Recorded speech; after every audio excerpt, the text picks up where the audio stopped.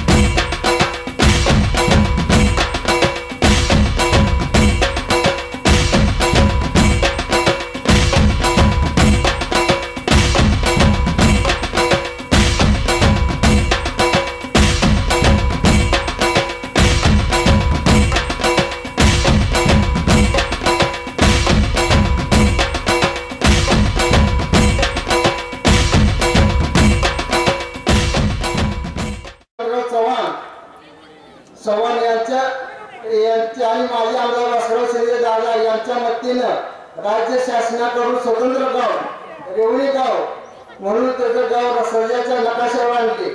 तसेच कैलासवासी आमदार चव्हाण व श्री प्रणित चव्हाण काकी यांच्या निष्ठेमुळे दादांना 1982 ते 84 पर्यंत विधान परिषदेचे आमदार म्हणून काम करण्याची संधी मिळाली।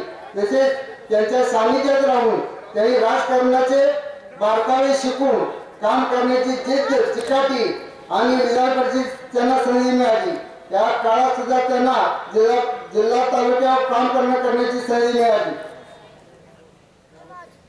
नगरपंचायत होऊन सुद्धा खऱ्या अर्थाने मलकापूरचा विकास सुरू झाला। दादाच्या प्रयत्नाने आपल्या सर्व सहकार्यांचा विकास पाहू शकलो की अनेक योजना दादाच्या माध्यमातून सहकार्याने पूर्ण झाली असून आणखी आपल्याला काही योजना पूर्ण करायच्या आहे। माननीय मनोहर आपण सहकार्य करून सर्वांना निवडून देऊया। या सर्व वाटचालीमध्ये मलकापूर ग्रामस्थ सर्वसामान्यांचे मोलाची साथ मिळेल। दादांच्या मार्फत झाल्यामुळे खऱ्या अर्थाने मलकापूर नगराचे नगरपिता होते मी असं म्हणेन। बाबा या ठिकाणी एकच मी सांगतो, 10 वर्षामध्ये दादांनी जे कार्य केलं आपल्या सहकार्यामुळे केलं, आपल्या प्रयत्नामुळे केलं आणि खऱ्या अर्थाने ही खरी नगरपंचायत झाल्यानंतर नगर परिषदेत आपण या ठिकाणी सफलता ही निवडणूक नगरपरिषदेची पहिली निवडणूक आहे. बाबा दादांच्या निर्णयानंतर ही पहिली निवडणूक आहे. मी या ठिकाणी प्रत्येक सर्व मतदारांना आवाहन करतो की आपण चांगल्या पद्धतीनं या ठिकाणी बाबांच्या सरकारच्या कामाची पोचपावती आपण देऊया आणि आपण सर्व बाबा या ठिकाणी तुम्हाला आवर्जून सांगतो या ठिकाणी 20 केल्याशिवाय ही समोरची जनता गंत बसणार नाही. या ठिकाणी आपण ग्वाही देतो आणि असणारे सर्व उमेदवार आमच्या चांगल्या पद्धतीचे आपण निवडलेले आहेत. आपल्या सहकार्यानं निश्चितपणे आपल्याला सहकार्य करतील एवढीच या ठिकाणी ग्वाही देतो आणि माझे सदस्य होतो. जय हिंद जय महाराष्ट्र. बंधूंनो, आज आपण या निवडणुकीचा जो शुभारंभ करत आहोत, आज आपले सगळे वरून झालेले आहेत, आज शिकवलेले आहे. आज भाऊंना जो आपण वाढदिवसाच्या शुभेच्छा द्यायच्या आहेत त्यावेळी भावाला विनंती केली, भाऊ आपण कार्यक्रम केला. भाव म्हणले नाही ही समोर बसलेली तमाम जनता मला माझ्या वाढदिवसाच्या 28 तारखेला शुभेच्छा देतील हे भाव ठामपणे सांगत होते. हे का सांगत होते तर आज ज्यांच्या भारताचे पंतप्रधान कार्यालय घालवलेले आपले कराचे सुपुत्र महाराष्ट्राच्या राज्याचे माजी मुख्यमंत्री सुसंस्कृत विचाराची धार असलेले आदरणीय मान्य श्री पृथ्वीराज चव्हाण बाबा यांच्या नेतृत्वाखाली यांच्या विचारांना यांच्या आचरणात चाललेले आणि दूरदृष्टी ठेवून चालणारे मनोहर भाऊ आज या मनोहर भाऊच्या हातामध्ये धुळे आणि त्यांना नेहमी सतत साथ देणारे आमचे माननीय श्री आनंदरावजी पाटील नाना आज या ठिकाणी प्रथमतः मी या ठिकाणी सर्व अध्यक्ष या नात्यानं मी प्रथमतः माजी मुख्यमंत्री आदरणीय आपल्या सर्वांचे आयडॉल माननीय पृथ्वीराज चव्हाण बाबा माननीय आमदार श्री आनंदरावजी पाटील नाना आणि आपल्या करार उत्तर आणि दक्षिणची तोफ असलेले माननीय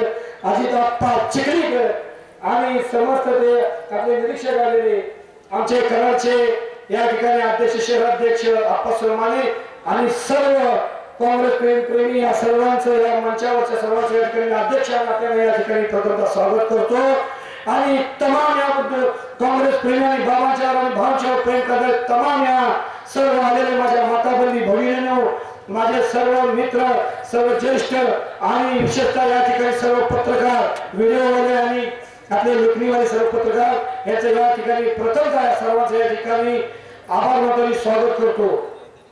खरं तर आता वेळ खूप झालेला आहे परंतु शेवटी मायकांचं बोललं पाहिजे कारण बोलण्यासारखं आपल्याला खूप आहे.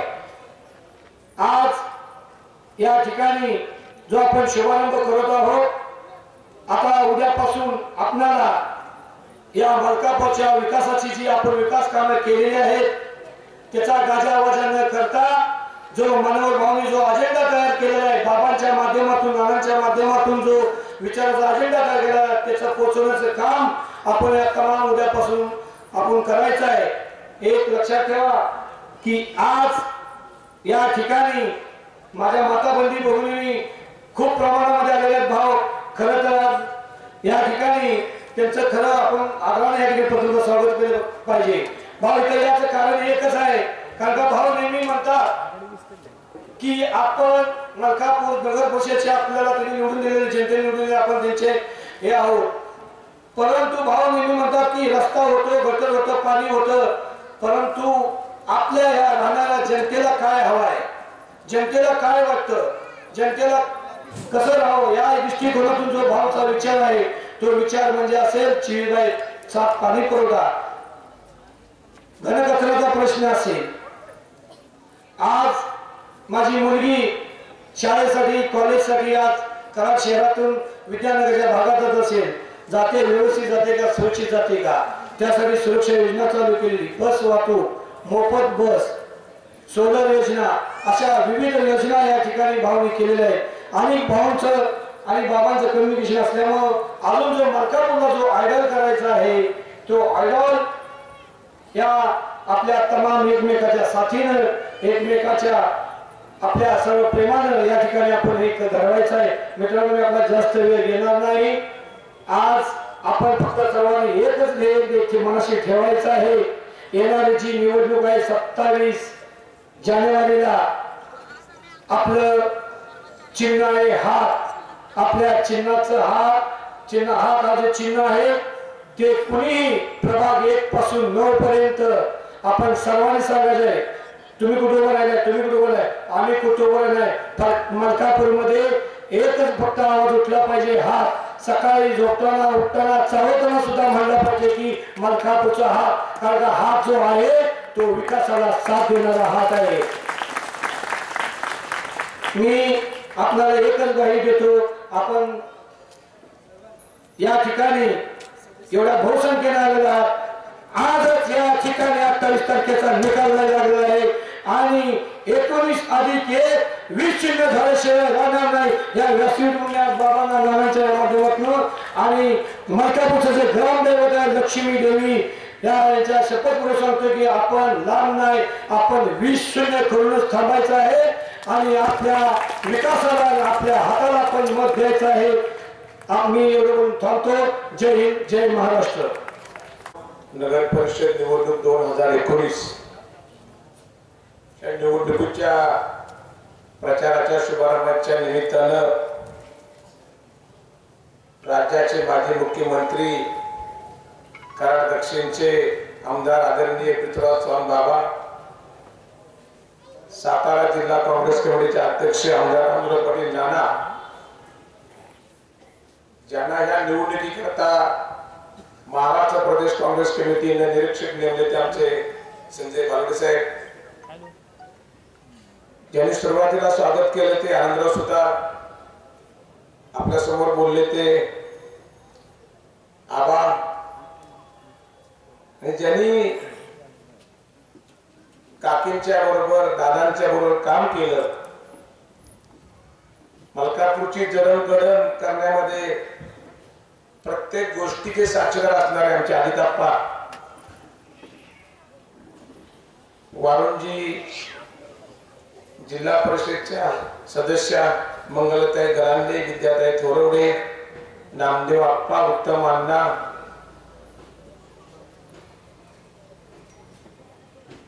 सैदापूरच्या वैशाली वाघमारेताई, सर्व उपस्थित आणि जे सर्व आज मलकापूर नगर परिषदेच्या निवडणुकीसाठी ज्यांनी नामांकन दाखल केलेले आहे ते सर्व आमच्या काँग्रेस पक्षाचे उमेदवार, आमचे ज्येष्ठ नवसेवक चांदेप्पा, वसंतराव शिंदे, मोहनराव शिंगाडे, नाना रायनाथ, प्रकाश बागल, आणि एवढ्या मोठ्या संख्येने एवढी वेळ झाली असताना सुद्धा त्यांनी खऱ्या अर्थाने माझ्यावर प्रेम केले त्या सर्व महिला भगिनी, मोठ्या प्रमाणात ज्येष्ठ नागरिक, आमचे जगदाळे साहेब, पत्रकार बंधू आणि भगिनी, वेळेचं बंधन ठेवून सर्वांचा नामोल्लेख न करता थोडीशी सर्वांची क्षमा मागून सर्व आपण उपस्थित. खरं म्हणलं तर ही निवडणूक तशी फार ऐतिहासिक आहे. बाबा, मी 18 वर्ष या ठिकाणी काम करतोय. 5 वर्ष उपसरपंच म्हणून काम केलं. 2005 ला सरपंच झालो. आपण तेव्हा केंद्रामध्ये मंत्री होता, राज्यामध्ये विलासराव देशमुख साहेब मुख्यमंत्री होते. आज आदरणीय दादा नाहीत आपल्या. मलकापूर गावाचा वाढणारा वेग, लोकांच्या गरजा, मिळणारा निधी, नाना या ठिकाणी खासदार फंडाच्या पुढे आम्हाला पैसे मिळत नव्हते. प्रत्येक कामामध्ये नाना मलकापूर काम एकतरी काम करत घालायचे. तेव्हा दादाने माहिती घेतली. टीसी बेंजे म्हणून नगर विकास सचिव बाबा होते. त्यांनी सांगितलं जर या गावाची नगर पंचायत केली तर नगर विकास खात्यामार्फत मोठ्या प्रमाणात केंद्रातून राज्यातून निधी मिळू शकतो. 2005 ची निवडणूक झाली ती 2010 पर्यंत त्या बॉडीची मुदत होती. परंतु आदरणीय बाबा या ठिकाणी बाबाने आणि दादा निर्णय घेतला की मलकापूर ग्रामपंचायत बरखास्त करून तुझी नगरपंचायत घ्यायची. राज्यामध्ये 3 नगरपंचायती होत्या, दापोली, कणकवली, शिर्डी. बाबा चौथी आपली झाली. हे मुद्दा मी तुम्हाला का सांगतोय की विकासाची दृष्टी ठेवून काम करणारे नेतृत्व असेल. कुणी म्हणलं असतं तर माझा मुलगा सरपंच आहे 2010 पर्यंत होऊ द्या मग आपण विचार करू. पण दादाने निर्णय घेतला आणि गोळी बरखास्त झाली. माझे सरकार या ठिकाणी राजू आबा आहेत, नाना रायना सर्व सदस्यांनी तेव्हा सरकारने गोळी बरखास्त केली. 2008 आपली नगरपंचायत झाली आणि खऱ्या अर्थानं या शहराचा एक टर्निंग पॉइंट म्हणतो आपण विकासाचा. विकासाच्या बाबतीमध्ये एखादा निर्णय किती प्रतिकारक होऊ शकतो किंवा महत्वपूर्ण होऊ शकतो याचं उदाहरण आता सैदापुर मलकापूर आहे. आज विठ्ठल दादा गेले, धुळेवाला दादा त्यांच्या मागे तुम्ही सुद्धा नगरपंचायत करा. परंतु स्थानिक राजकारणावर निर्णय घेता आला नाही. मलकापूरचा निर्णय केवळ पृथ्वीराज चव्हाणांचं नेतृत्व, त्यांचं विजन, केंद्रामधनं पैसा मी मलकापूरला देऊ शकतो ही त्यांची क्षमता बघून मलकापूर नगरपंचायत झाली. 2008 ते 2018 10 वर्ष आपण आज काम करतोय. पहिल्या 5 वर्षामध्ये लढत झाली आपली. आज जे मलकापूर शहराचं नाव 24/7 पाणी योजनेच्या माध्यमातून देशाच्या कानाकोपऱ्यात पोहोचले. पंतप्रधान अवॉर्ड आपल्याला मिळालाय, नॅशनल अर्बन वॉटर अवॉर्ड मिळालेला आहे. त्या योजनेच्या मुद्द्यावर बाबा आपण लढून निवडलो. इथं आता संजय पाटील साहेब आहेत, ते पुणे महानगरपालिका शिष्टमंडळ घेऊन मलकापूर आले होते. तर दादा होते आपले. दादाने स्वतः ह्या वयात सुद्धा त्यांना सगळं फिरून दावलं. सर्व नगरसेवक तुम्ही सुद्धा पुण्याला हे केलं पाहिजे, त्यांची धडपड आत्मदा होती. बाबा ती योजना सुद्धा राबवत असताना ज्या मंडळींनी मीटरला विरोध केला, आज इथं लावडीच्या महिला मोठ्या प्रमाणात, गणेशवाडीमध्ये महिला मोठ्या प्रमाणात, तीच मंडळी आज या निवडणुकीमध्ये आपल्या समोर आहे. जी मंडळी मलकापूरच्या विकासाच्या आड आली, ज्यांनी मीटर बसवू नका, आहे काय पेट्रोल आहे का, डिझेल आहे का, हे तुम्हाला परवडेल का, अशा ज्यांनी प्रचार केला तीच माणसं आज काहीतरी पांघरून घेऊन आपल्या समोर आहे. मला का सांगायचं आहे, ही लढाई आपली विकासाची आहे. ही मंडळी, ही प्रवृत्ती मलकापूरच्या विकासाच्या आड येणारी प्रवृत्ती आहे. 2008 ची निवडणूक आपण मलकापूरला 24 तास मीटरनं पाणी देणार या मुद्द्यावर लढलो आणि माझ्या सर्व भगिनींनी मला बाबा साथ दिली आणि आपली नवीन वाडी या ठिकाणी कार्यरत झाली. पहिल्या वर्षी आपण सागर जाधवांना रस केलं, दुसऱ्यानंतर मोहन शिंगाऱ्याला केलं. धनगर समाजाला संधी मिळाली पाहिजे. दादा तेव्हा होते. धनगर समाजाचं आमचं वेगळं नातं या ठिकाणी आहे. आबासाहेब गावडेला आपण संधी दिली. नाना आर्टू स्वामी आहे. महिला आरक्षण पडलं, त्यानंतर इथं रुपाली करावे आहे, त्याने 1 वर्ष काम केलं. त्याच्यानंतर दादा म्हणले मुस्लिम समाज मोठ्या प्रमाणात आहे, मुस्लिम समाजाला संधी मिळाली पाहिजे. बाबा आपण नूरजा मुलांना नगरसेवक केलं.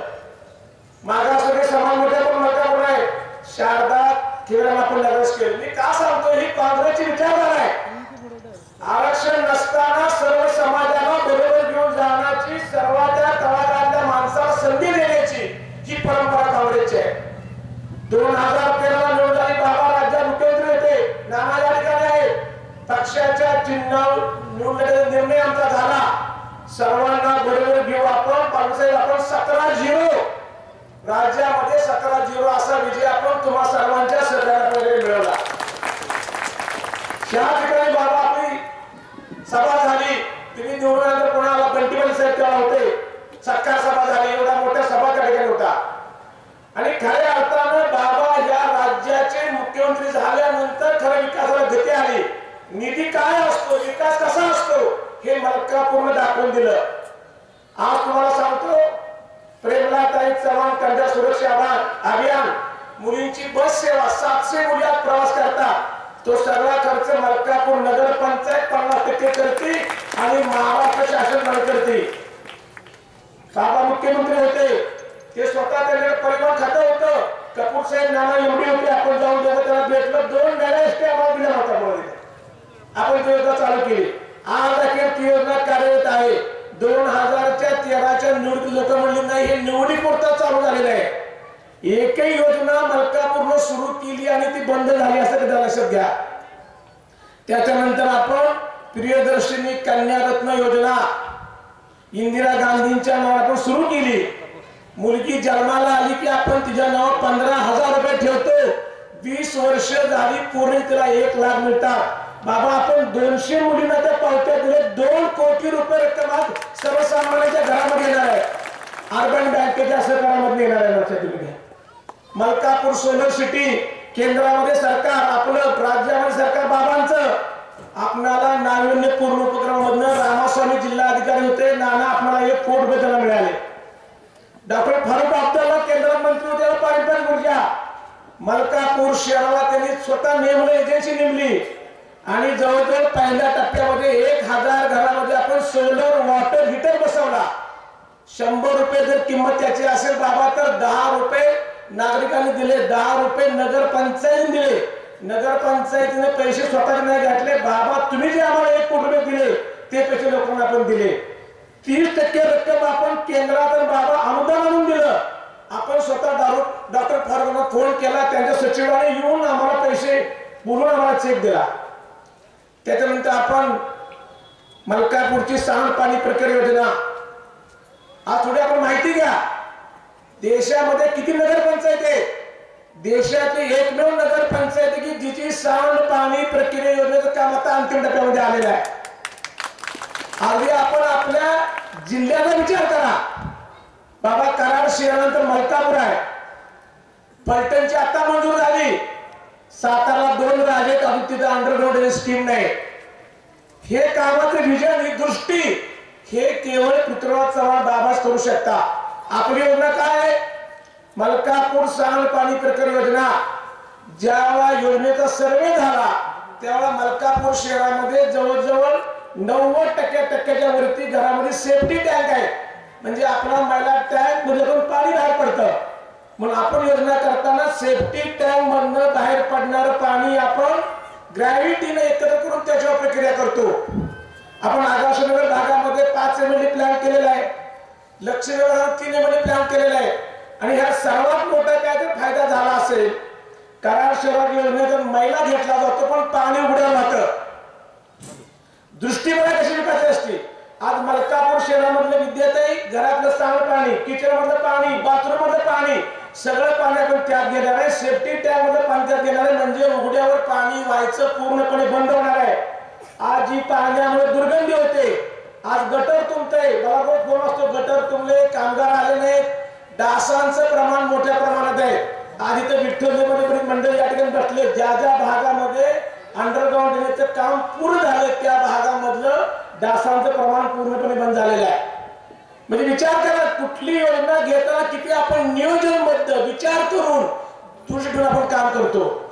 घनकचरा व्यवस्थापन, स्वच्छ सर्वेक्षण 2017-18 मध्ये आपण प्रत्येक घरात 2 बकेट दिले. नगरपंचायतीनं स्वतःच्या फंडात नाही, अर्बन बँकेने आपल्याला बाबा 1 लाख दिले, IDBI दिले. ज्या ज्या बँकेमध्ये मलकापूरचा व्यवहार आहे त्या सर्व बँकांना आपण विनंती करून ते पैसे गोळा केले आणि त्यातून आपण बाबा दिले. आज प्रत्येक घरात 2 बकेट. आमच्या बरेच इथे या ठिकाणी ताई आहेत. घंटागाडी येते का? ओला कचरा, सुका कचरा आणि तो कचरा आपण एकत्र करून त्याच्यावर खत प्रक्रिया आपण तयार करतो. ओल्या कचऱ्यापासून मेकॅनिकल पद्धतीचा ऍडव्हान्स बाबांना माहिती आहे. राज्य शासनाचे अधिकारी परवानगी देत नव्हते की एवढा मोठा तुम्ही ऍडव्हान्स करताय प्रोजेक्ट, हा चालेल का? पैसा आमचा प्रिय तुमचा. बाबा स्वतः मीता राजू लोचन आमच्या वडिलांचे कार्यालय त्याच्या प्रशासकीय अधिकारी, त्यांना बाबांनी फोन केला की मलकापूरनं अनेक योजना राबवून देशासमोर आदर्श केलेला आहे. मी तुम्हाला सांगतो की मलकापूरची योजना मंजूर करा, ही योजना चालणार. त्या मॅडम मला म्हणल्या एवढा कसा तुमच्या बाबांच्या बद्दल फार मोठा आहे अधिकाऱ्यांमध्ये वलय आहे. ते म्हणले एवढं बाबा कसं तुमच्यावर बोलताय. मी म्हणलं हे बाबांनी दत्तक, जसं आपल्या घरामध्ये 4 मुलं असतात, एकूण लाडका असतं, तसं पृथ्वीराज चव्हाण बाबांचं हे मलकापूर लाडका विकासाकरता. आज मला सांगा, अभिमान वाटतो. कुठली योजना घेऊन गेला आज भास्कर दादा नाही, बापू आमचे आले त्या ठिकाणी. दादांनी प्रशासनामध्ये काम करताना जे संबंध निर्माण केले शिपायापासून आधी अधिकाऱ्यांच्या पर्यंत, माय फ्रेंड ह्या शब्दामध्ये काय ताकद आहे ती मी प्रत्येक ह्याच्यामध्ये अनुभवलेली आहे. मलकापूर म्हणले की माय फ्रेंड, बापू या ठिकाणी, नाना या ठिकाणी तुम्ही अनेक गोष्टी आहेत त्या सर्व विकास कामामध्ये आपल्याला मिळाले. ही दृष्टी ठेवून आपण सामोरं चाललेलं आहे. आज आपल्याला बघतोय आपण सर्व योजना आपण मार्गी लावलेल्या आहेत. मलकापूरची नगर पंचायतीची नगर परिषद झाली पाहिजे. स्वतः बाबांनी पत्र दिलं. नागपूरला नाना या ठिकाणी मी, बंटी पाटील, मोहनराव कदम साहेब माननीय मुख्यमंत्र्यांना भेटले की असा असा प्रस्ताव दाखल झालेला आहे, परिपूर्ण प्रस्ताव आहे. बाबांचं पत्र म्हणल्यावर मुख्यमंत्र्यांनी त्याच्यावर कार्यवाही करावी. मुख्यमंत्री हे राज्याचे कार्यकारी प्रमुख असतात. त्यांची ऑर्डर झाली. 1 वर्षापूर्वी इथे डीमार्टवर सभा झाली होती. ते म्हणले की मला नगर परिषद करायची आहे, निधी जादा मोफत द्यायचा आहे. परंतु ज्यावेळेला त्यांची सही झाली आणि मुख्यमंत्री कार्यालयामध्ये फाईल गेली त्याच्यानंतर राजकारण सुरू झालं आणि ते काम थांबवलं. कुणी थांबवलं, काय थांबवलं सगळं माहिती आपल्याला. आपण 1 दिवस उपोषण केलं. नागपूरला भेटलो, पुन्हा मुंबईला आम्ही भेटलो. आवळकर साहेब होते, नाना होते, पुन्हा बंटी पाटील होते, पंकजाताई मुंडे त्या ठिकाणी होत्या. त्यांना विनंती केली परंतु त्यांच्या बोलण्यात झालं की बघूया करूया म्हणल्यावर लक्षात आमच्याकडे काहीतरी काळागिरा आहे.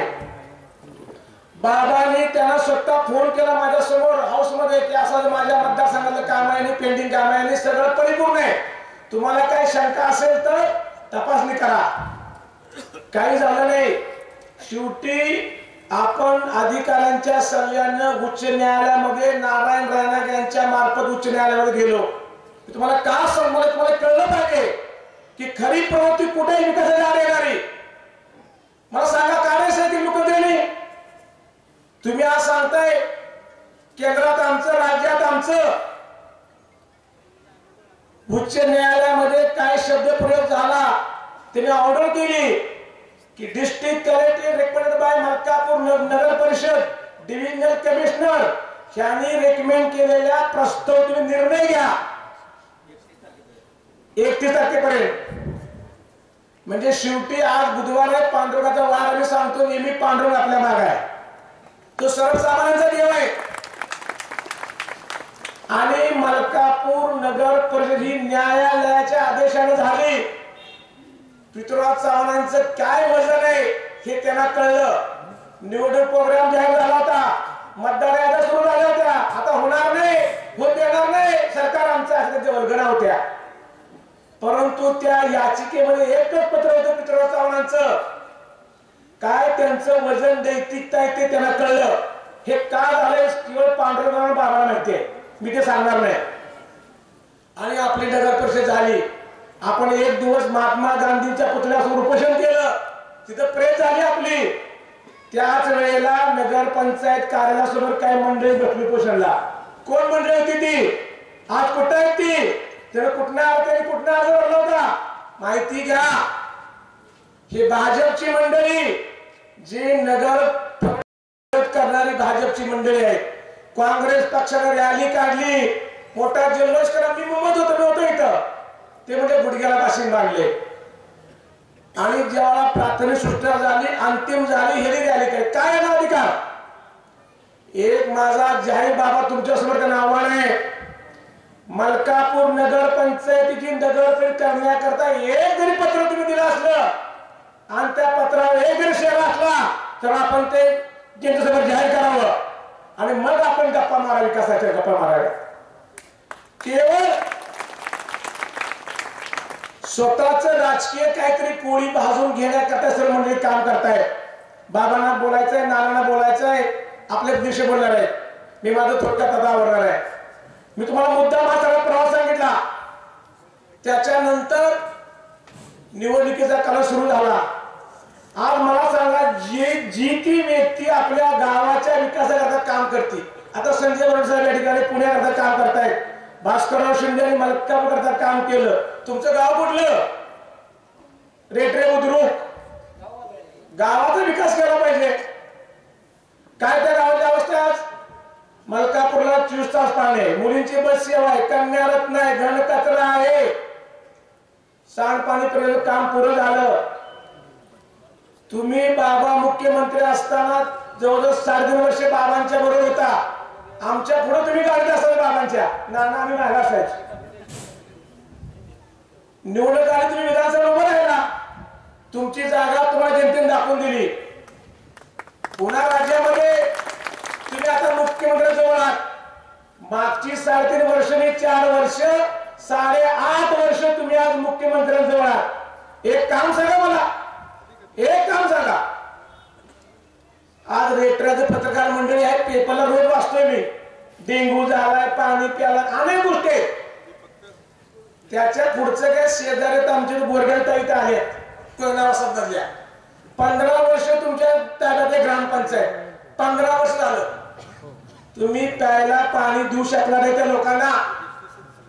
नरेंद्र पाटील शेजारी आहेत जखीनवाडी, आदर्श सरपंच, त्यांनी बाबांच्या मागे लागून उंडाळ योजनेमधनं पाणी आणून गावाला 24 तास त्यांनी पंचायत काम सुरू केले. एक काम सांगा विकासाचं आपलं. तुम्हाला काहीतरी उद्या व्हायचं मलकापूरला पाहिजे, ह्याच्यापर्यंत तुमचं काही मलकापूरशी देणं गेलं नाही. माझी तुम्हाला विनंती आहे, तिने काय सांगतात काय करतात, तुम्ही ज्येष्ठ मंडळी इथं युवक मंडळी आहात, आपण आपल्या गावाचा विचार केला पाहिजे. ह्या गावाच्या वाढीची गती आज आपण पाहिलं असेल, 40,000च्या पुढे लोकसंख्या आहे.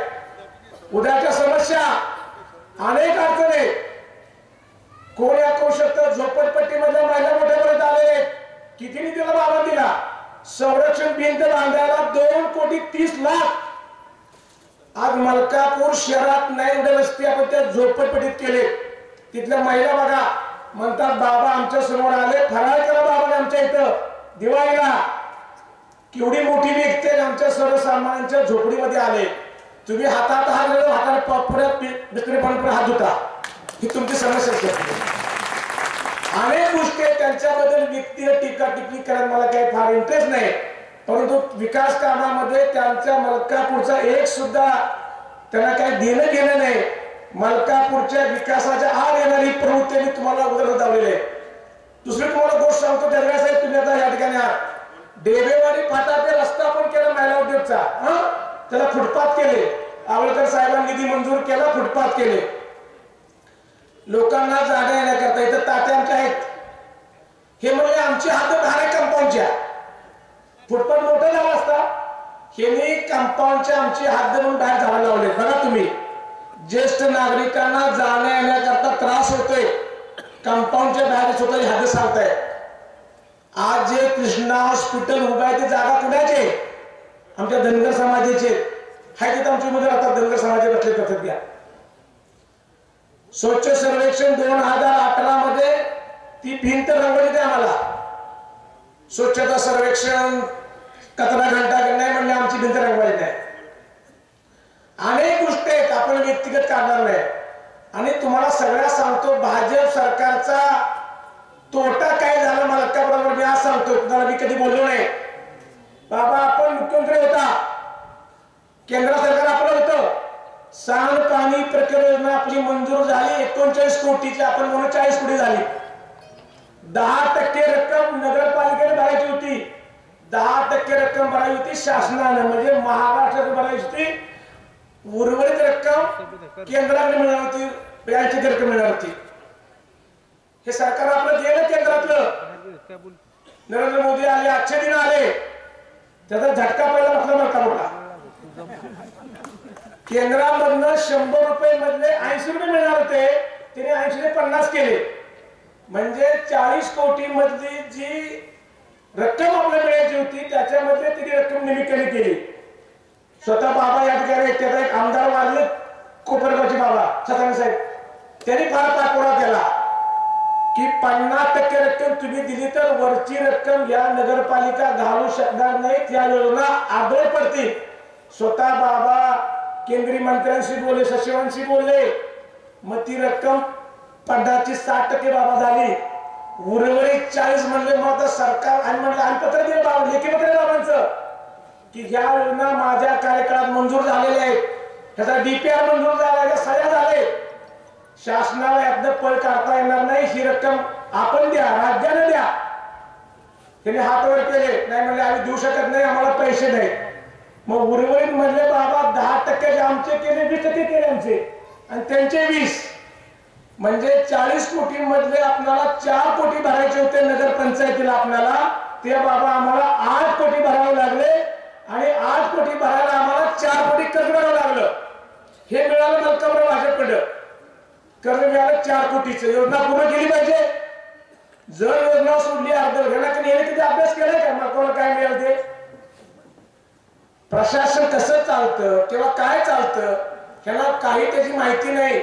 आपण नगरपंचायत कारभार पाहिला, नगरपरिषद पाहिला, केवळ काहीतरी मोठं उभं करून करायचं नियोजन आहे. माझी तुम्हाला विनंती आहे, गेल्या 10 वर्षातल्या कामाचा मी आढावा वाचलेला आहे.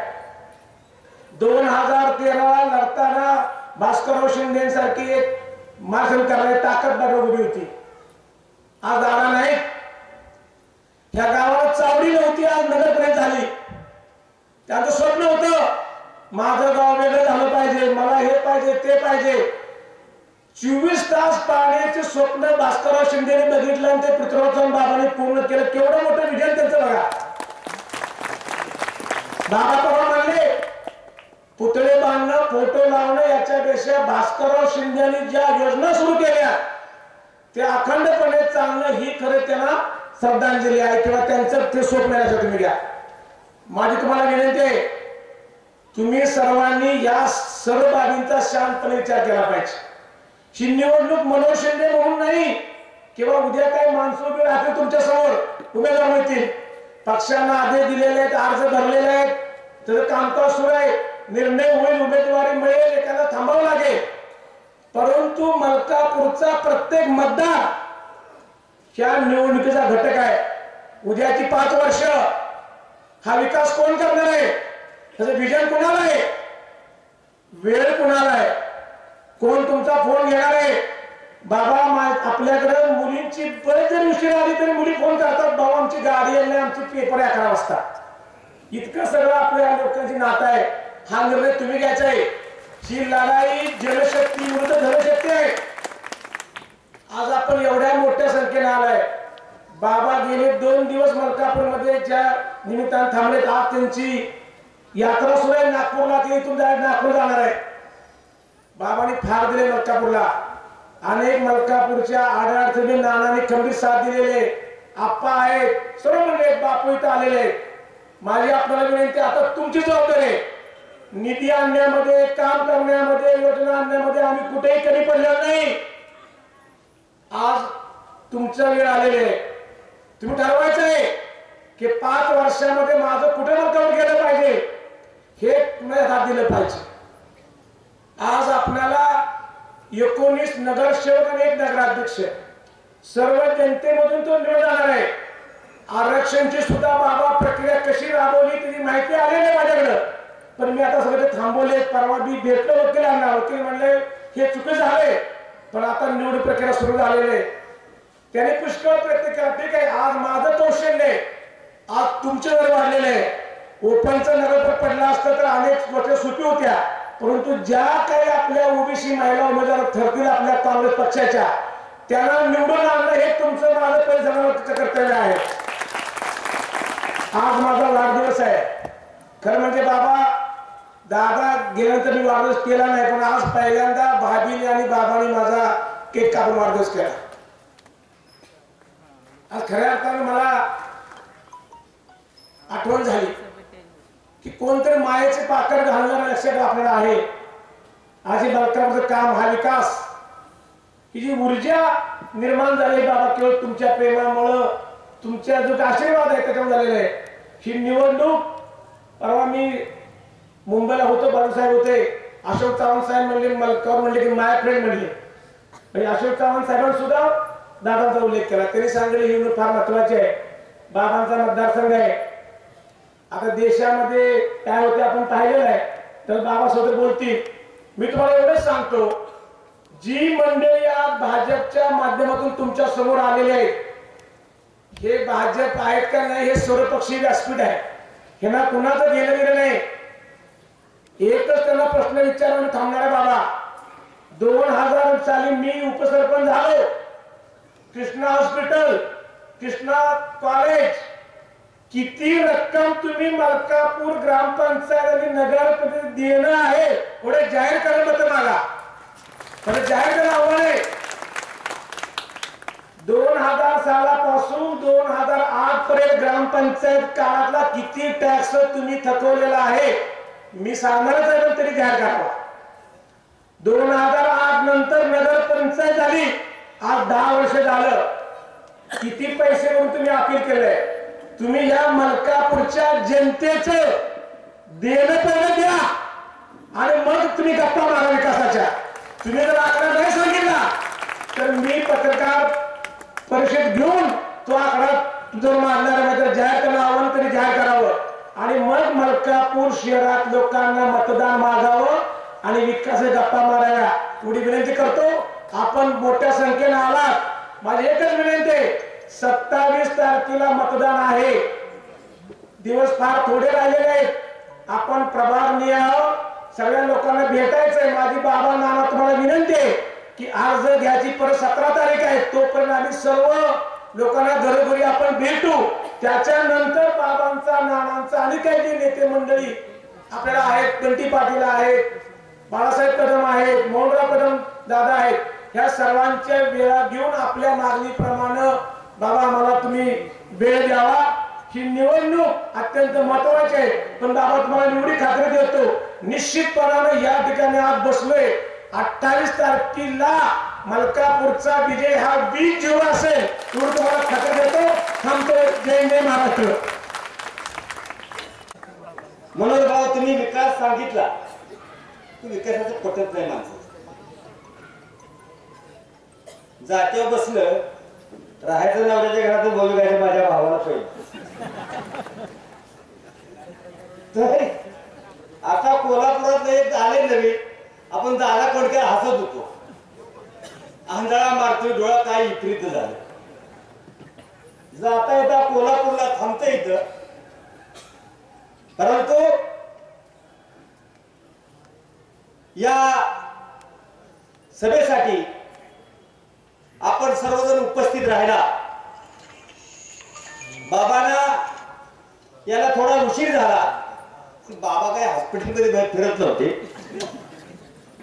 बाबांच्याकडे दिल्लीपासून मोदीला कसा अडवायचा, फडणवीसला कसा अडवायचा ही त्यांच्याकडे होती. म्हणून या कार्यक्रमाचे प्रमुख,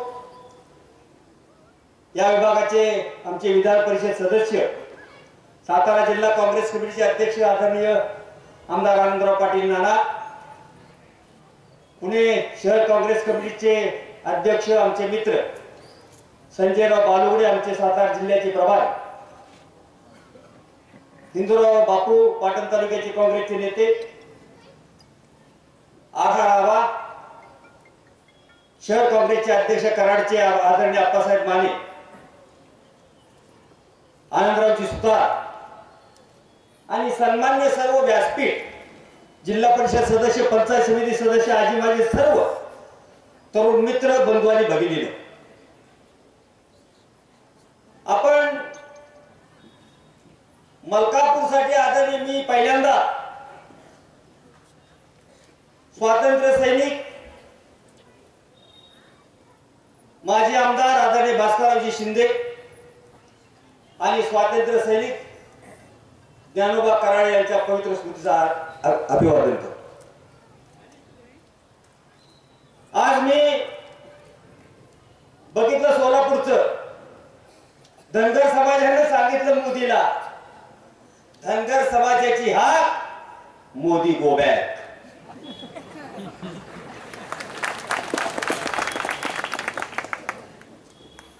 हा बसलेला राजा यशवंतरावजी चव्हाण आणि बाळासाहेब देसाईंनी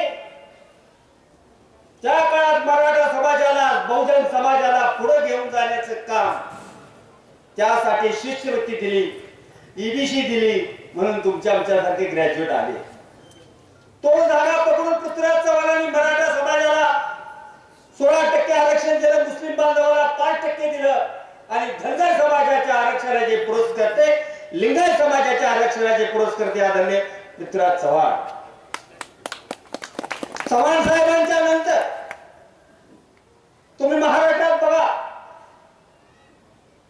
एक सुद्धा परवा शिवसेनेचे मंत्री काय म्हणले, भाजपवाली शिवाय देत होती, आम्हाला काय बोलून, अरे नाही की असली तर तुम्हाला बोलून नाही. म्हणजे घरात अशा बाबा सवासणी आहेत त्या, ही राज्यमंत्र्या दर्जामध्ये काय, तू सवासी पण तू देवाला जायचं नाहीस, सवाशीन जेवायची नाही, तू घरात आल्या की पाठी आला की फक्त हसायचं निघून जायचं. मला सांगा, अरे राज्यमंत्र्या दर्जा आणि त्या बँड वाल्यासारखं हरवायचं बरे तुला काही यशवंतराव चव्हाणापासून हा परिसर तुझं असलं बँड बघतो, कसलं बँड आहे. म्हणून सगळ्यांना मी सांगतो की आपण भास्करराव शिंदे आणि कैलासवासी प्रेमदाताई चव्हाणांचं काम एक गाव दोन तुकडे.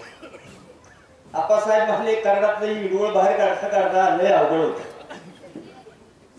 नंतर सैदापूर, तो सैदापूर आदरणीय आनंदराव पवारल्यामुळे त्यांचं राहिलं. नंतर त्याचबरोबर हे गाव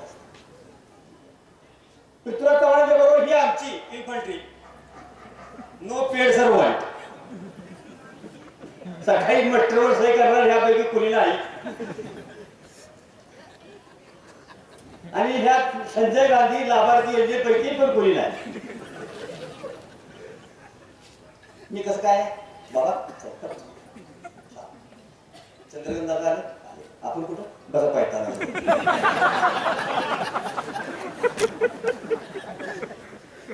आणि कशाला मी पृथ्वीराज चव्हाणांचा पराभव करणार. शाबास, फूट पडती आणि कोकरू उतरणार. तुम्हाला कोण ओळखतं, तुमचं काम काय. 1800 कोटी बाबांनी कराड तालुक्यासाठी आणले. परवा एसटी स्टँडचं उद्घाटन झालं. केंद्रात पंतप्रधान कार्यालयाचे राज्यमंत्री असताना 600 कोटीचं आंतरराष्ट्रीय भूकंप संशोधन युनिव्हर्सिटी झाली. आरटीओ कार्यालय झालं. ढेलवाडीकडे चला, 4-5 वर्षात जरी माणूस मेलेला असला जो परत आला, मला ढेलवाडीला जायचं, तू बोलली कुठून निघाली. म्हणजे कार्यालयाकडे जाणारा रस्ता बघा, ओलेवाडीकडे बघा, आमच्या मसूरकडे बघा, पोलीस कॉलनी बघा, तहसीलदार कचेरी पहा. आणि यांचं काय बघायचं. शेखर चरेगावकर नामदार राज्यमंत्री दर्जा आपल्या काही आज आर्टिस्टची ऑफिस नाही. ही माळा फिरणारी धाम घेऊन अशी मोदीच्या दरबारातली दावणीत खायचं तिथंच. पत्रकारांनी लिहिलं की अतुल भोसले गेले त्यावेळेला काँग्रेसला मोठं खिंडार. अरे खिंडारातलीच खिंडारात गेली, खिंडार कशाला करतो. म्हणून तुम्ही मनोहर भाऊनी किती पैसे मंजूर केले हे पृथ्वीराज बाबा आनंदराव नाना ह्याला अजिबात माहित नाही. त्याला परमेश्वरालाच माहिती किती पैसे आणले. आज तुम्ही किती आणले. मगाशी मनोहर भाऊनी सांगितलं, तुम्ही या व्यासपीठावर बाय फ्रेंडनी त्या काळात बाबा कराड नाव होतं, कृष्णा चॅरिटेबल ट्रस्ट कराड. बाबा आमदारांनी ते विधान परिषदेत लावून धरलं आणि त्याला मलकापूर नाव द्यायला. ही वस्तुस्थिती आहे. आपण रेठाचा विकास करा आणि मग इकडे या. शेजाऱ्याच्या पोराला वाढदिवस बंद करा. हे कुणाचं बाळ फार गोंडस आहे, तुझं नवही मलकापुरातला. अहो मला एक भाजपचे माझे आमदार भेटले. मी म्हणलं परवा कराडला गेलो होतो, आता गोष्ट फार दरा नाही म्हणले. फार त्याला लोक भेटायला. अहो खोळाय का तुम्ही. हात गेट बंद जाणारी माणसं पेशंटला भेटायला जाते. याला भेटायला 900 गेट 800 दार काय म्हणते 800 खिडक्या 900 दार. आणि विनोदाचा भाग आहे कैलासवासी यशवंतरावजी मोहिते भाऊ ज्यांनी डावा विचार सांगितला, कृष्णा कारखान्याची स्थापना केली, काँग्रेस पक्षाच्या माध्यमातून तुम्ही संस्था स्थापन केल्या. मग कृष्णा चॅरिटेबल असेल नाहीतर मधीच बेलवाड करून आमच्याकडे जेवण शुगर काढले. तो कारखाना असेल म्हणजे ही मुंडी मोडायची शेतकऱ्यांची आणि तिकडं जगवायचं. माझ्या धनगर बांधवाच्या जमिनी 2-2 हजार रुपये गुंठ्याप्रमाणे घेतलेले आहे.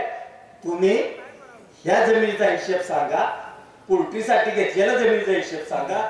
डुकर पाड्यावर गेले धंदा काय राखला, कोंबड्या डुकर खोटं सांगत आहे. या परिसरातल्या का बाबा कारखान्यावर जवळ डुकर असायच्या आधी कुठे निघाल चला डुकराचं म्हटलं बेस्ट असतं म्हणजे हे चांगले सवय लावले.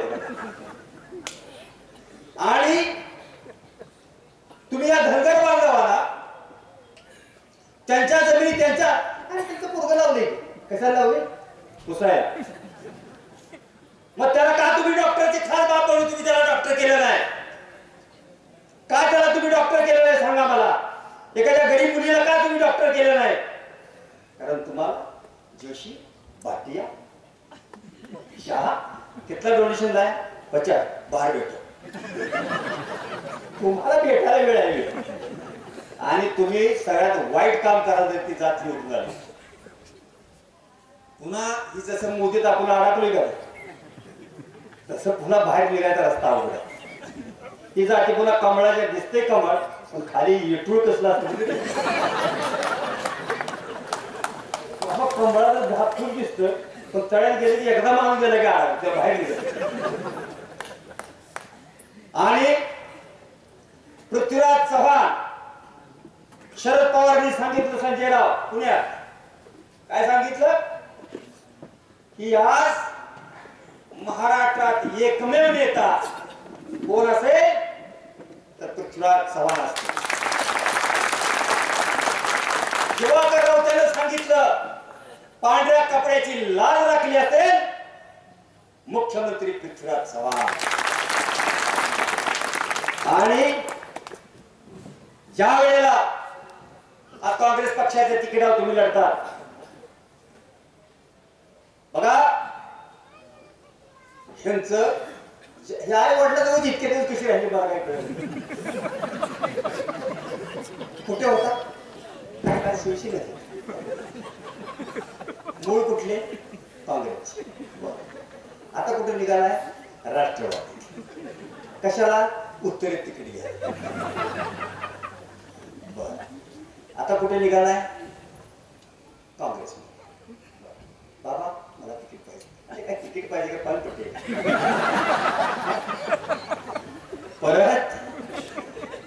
परत कुठं आले? भाजप. उत्तर आलं पडले इकडं आलं पडले त्याला पडायचा नाद त्यांना निवडून येण्याचा नाद करायचा.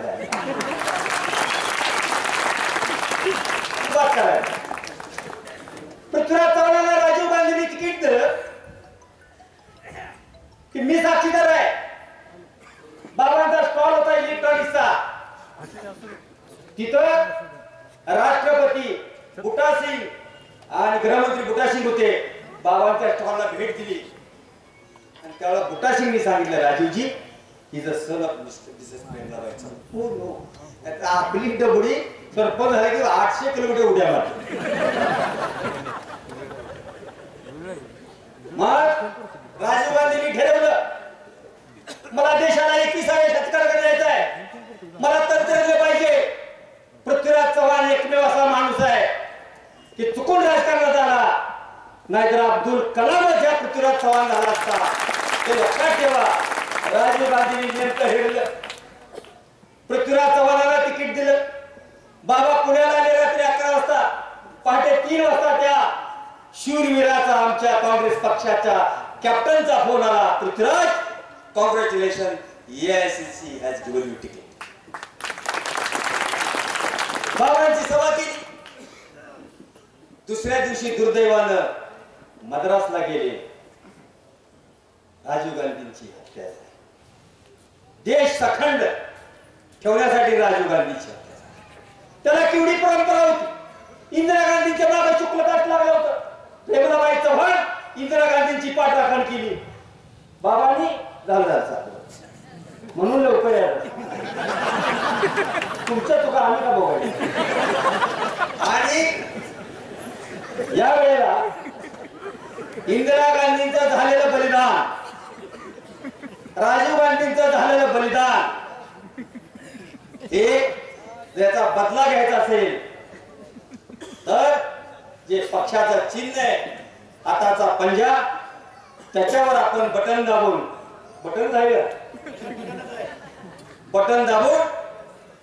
पृथ्वीराज चव्हाणाला ताट मानेने दिल्लीला आणि मुंबईला जाऊ द्या एवढी मी मलकापूरकरांच्या त्यांनी प्रार्थना करतो. मी माझं भाषण थांबवतो. जय हिंद, जय महाराष्ट्र. नगरपंचायतीच्या या आजच्या सभेच्या प्रमुख मार्गदर्शक महाराष्ट्राचे निष्कलंक माजी मुख्यमंत्री आदरणीय पृथ्वीराज बाबा,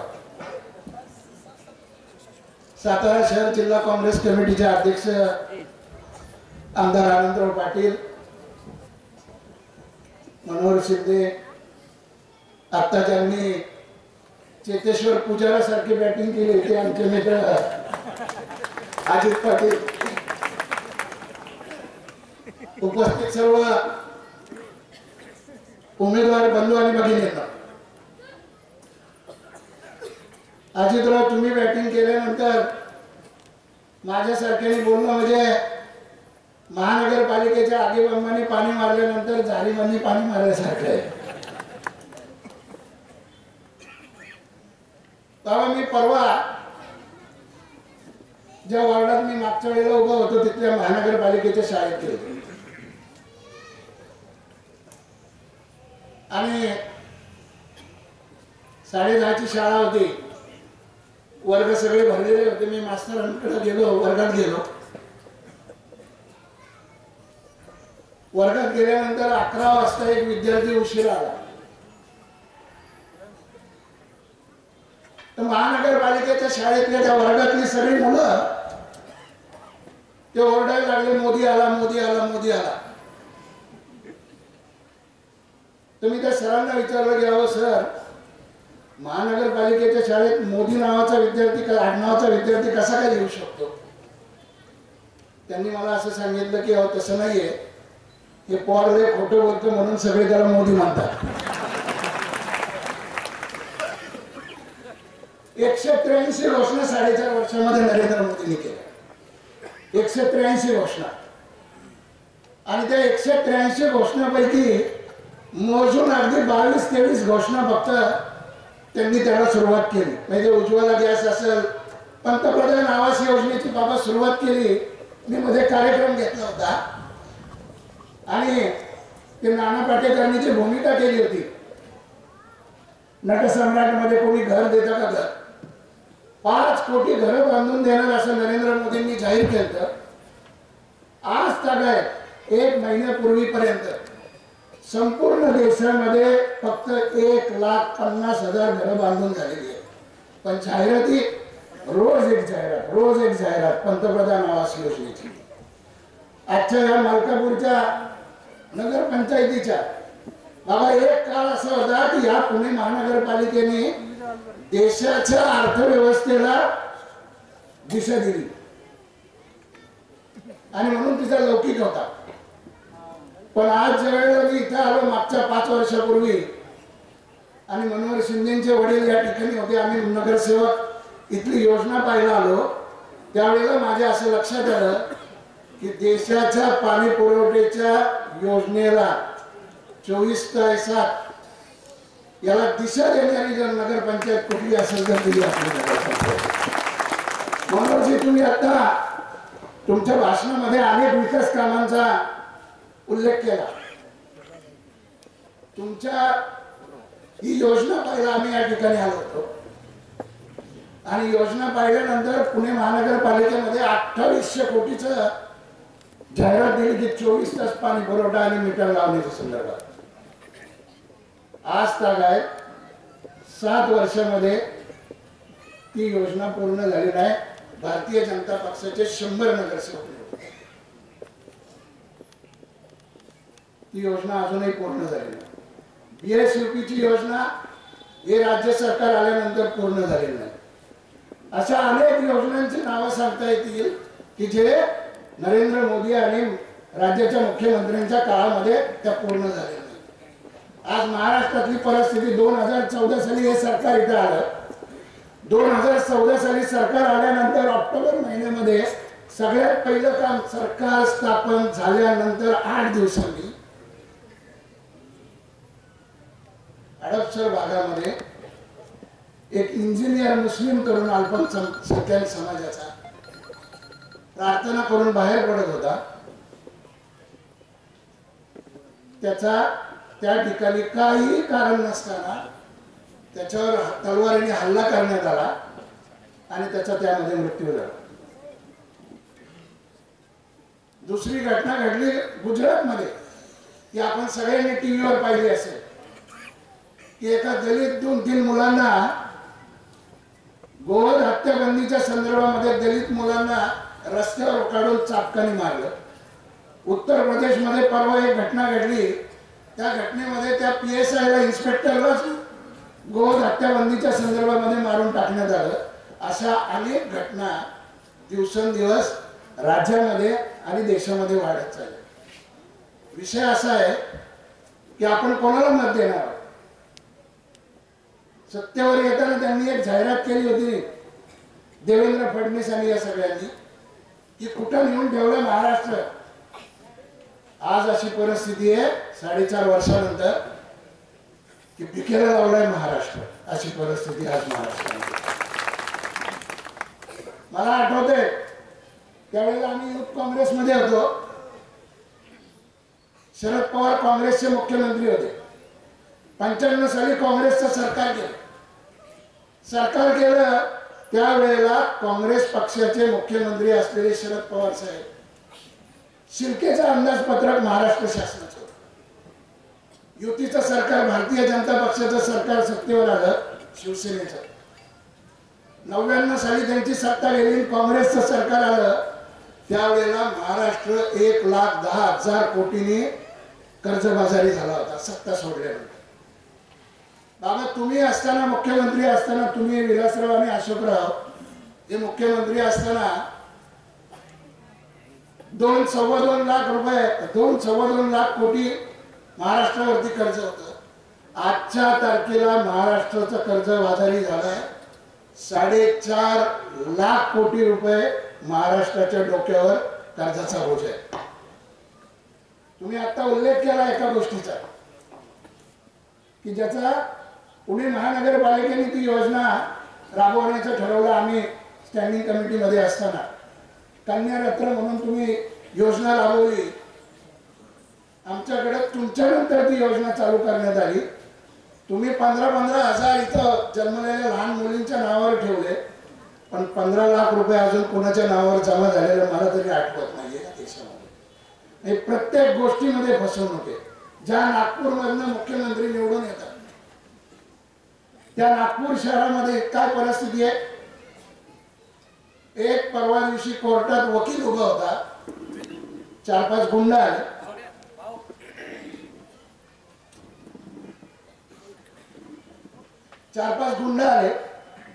त्या 4-5 गुंडांनी त्या वकिलाला भर कोर्टामध्ये मारला. नागपूरमध्ये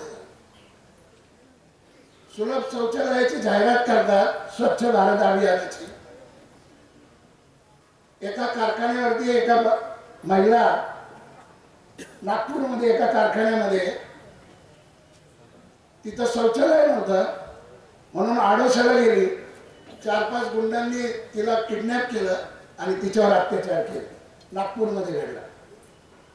नागपूरमध्ये एका भर रस्त्यावर 4-5 गुंडांनी एका सामान्य माणसाचा एका तरुणाचा खून केला.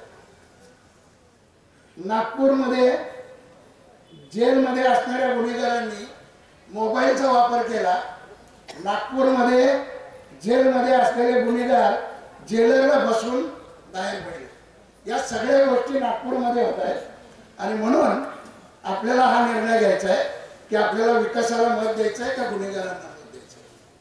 परवाच्या दिवशीचा एक किस्सा सांगतो शेवटचा, की या राज्याच्या मुख्यमंत्र्यांनी तुमची नगर परिषद असेल, महाराष्ट्रातल्या महानगरपालिका असतील, महाराष्ट्रातल्या नगरपंचायती असतील किंवा महाराष्ट्रातल्या नगर परिषदा असतील, यांना पैसे द्यायला त्यांच्याकडे पैसे नाही आहेत। पण दुर्दैवाने असं सांगावं असं वाटतं, बाबांना त्याची कल्पना आहे आणि नानांना।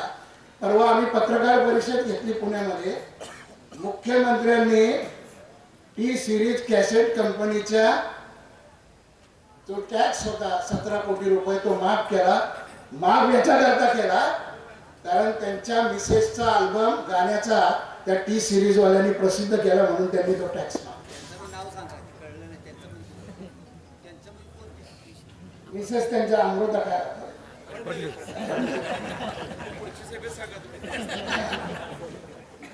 आणि बाबा इथं महिला खूप आलेल्या आहेत। एकच विनंती आहे की परवा तुम्ही आता पांडुरंगाचं सांगितलं, पण आम्ही गणेश उत्सवातले कार्यकर्ते, काकी आमच्या मंडळात काय न्यायच्या त्याचे फोटोही माझ्याकडे, आणि ही भूमी तशी स्वर्गीय यशवंतराव चव्हाण, काकासाहेब चव्हाण आणि काकींची।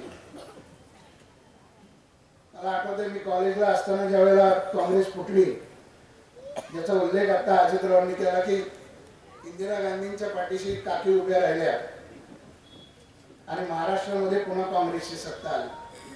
ते काम तुम्हाला येत्या 27 तारखेच्या निवडणुकीत तुम्हाला आम्हाला सगळ्यांना आणि त्याची सुरुवात आपल्याकडनं व्हायला पाहिजे। एकच शेवटचा किस्सा सांगतो गणपती मंडळाचा, की परवा दिवशी चतुर्थी झाली 10-12 दिवसात, आणि आमचा एक मित्र लहान मुलांवर पहिले जे संस्कार होतात ते आई वडिलांचे होतात, विशेषतः महिलांचे होतात, आणि मग त्यानंतर शाळेतल्या शिक्षकांचे होतात। तर आमचा एक मित्र त्याच्या लहान मुलाला मुलीला घेऊन सारसबागेच्या गणपतीला गेला, आणि सारसबागेच्या गणपती लहान मूल त्यांनी आईस्क्रीम मागितली, त्यांनी आईस्क्रीम घेऊन दिली आईने लाडाने। तो जिना चढताना त्या लहान मुलाच्या हातातली आईस्क्रीम पडली। कुणाचाही तुमचं माझं लेकरू असलं की ते पहिलं खाली त्या आईस्क्रीम उचलण्यासाठी धावतात, कुठलीही गोष्ट पडली तर आईने सांगितलं फेकून दे, रस्त्यावर पडलेलं उचलायचं नसतं। त्या दोघांनी जाऊन दर्शन घेतलं, गणपतीची आरती केली। परत येताना त्या आमच्या मित्राचा पाय घसरला आणि तो खाली रस्त्यावर पडला।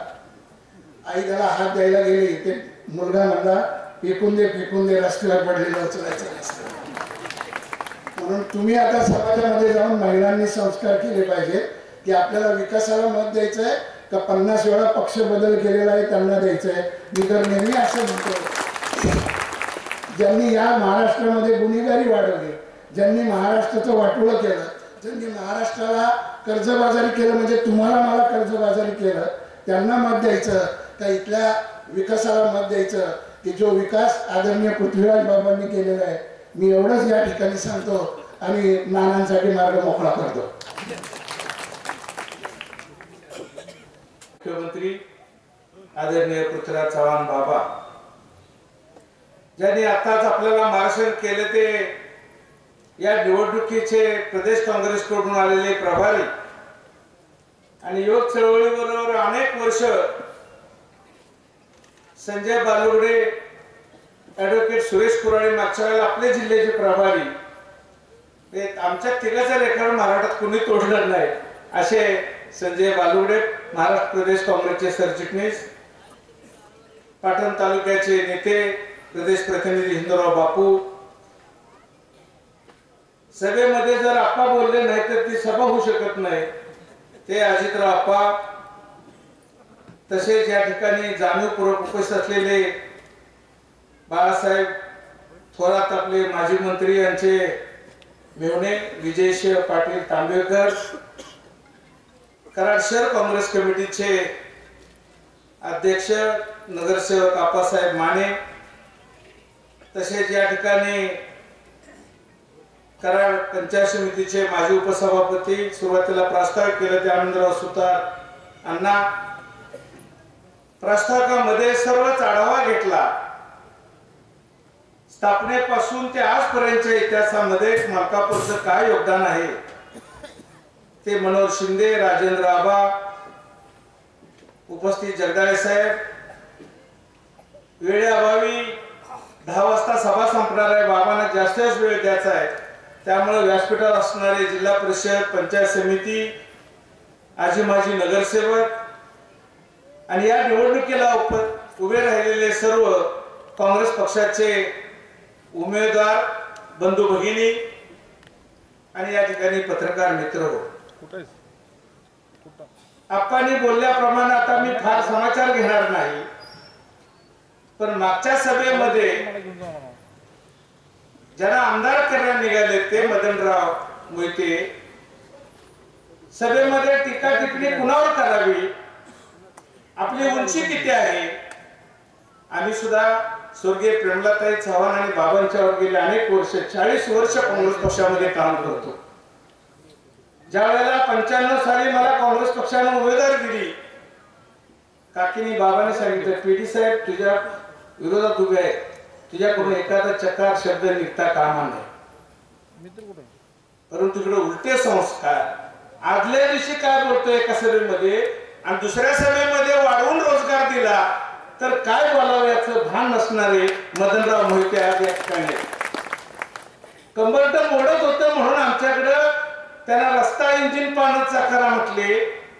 तो पृथ्वीराज बाबांनी रस्ता टाकला. 20 मला 70 लाख 70 लाख रुपये टाकले होते. यांच्याच पुतण्याने तो रस्ता रद्द केला. रद्द केल्यानंतर ज्याने खडी टाकली तो आमचाच कार्यकर्ता, कॉन्ट्रॅक्टर.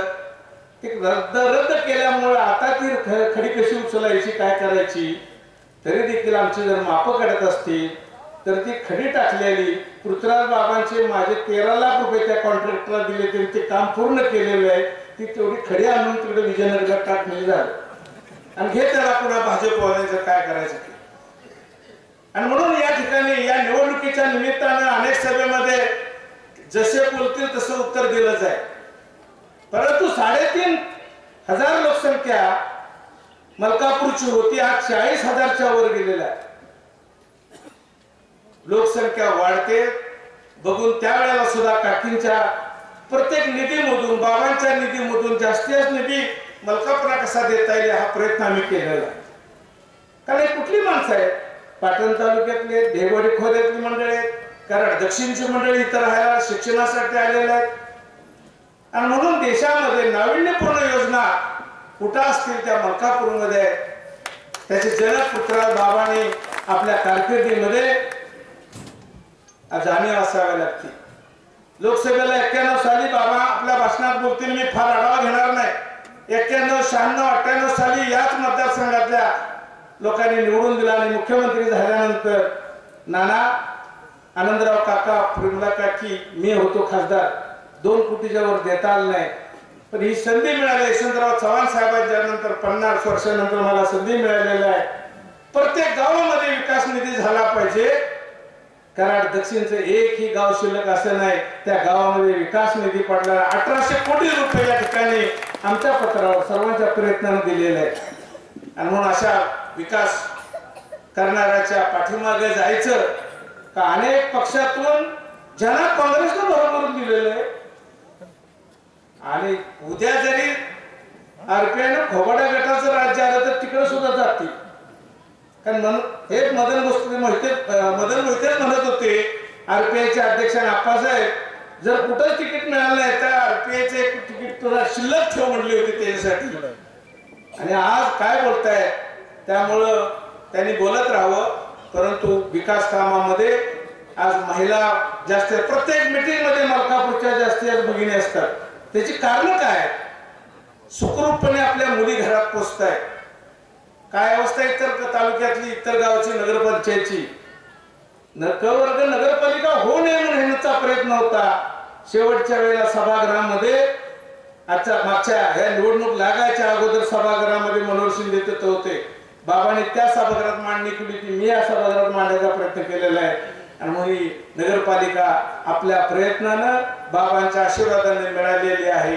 या गावाचा विकास फक्त पृथ्वीराज बाबा करू शकतात, त्यांच्या नेतृत्वाखाली होऊ शकतो, अन्यथा कोणीही वल्गना करू शकत नाही.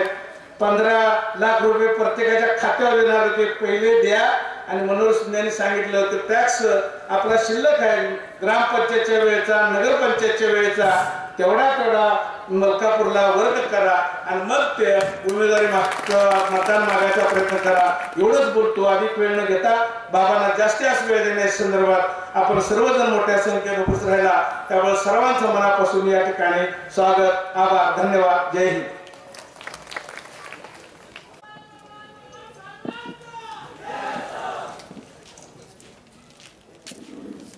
मलकापूर नगर परिषदेच्या या पहिल्या निवडणुकीच्या काँग्रेस पक्षाच्या प्रचार सभेच्या शुभारंभाच्या कार्यक्रमाकरता या ठिकाणी खास उपस्थित राहिलेले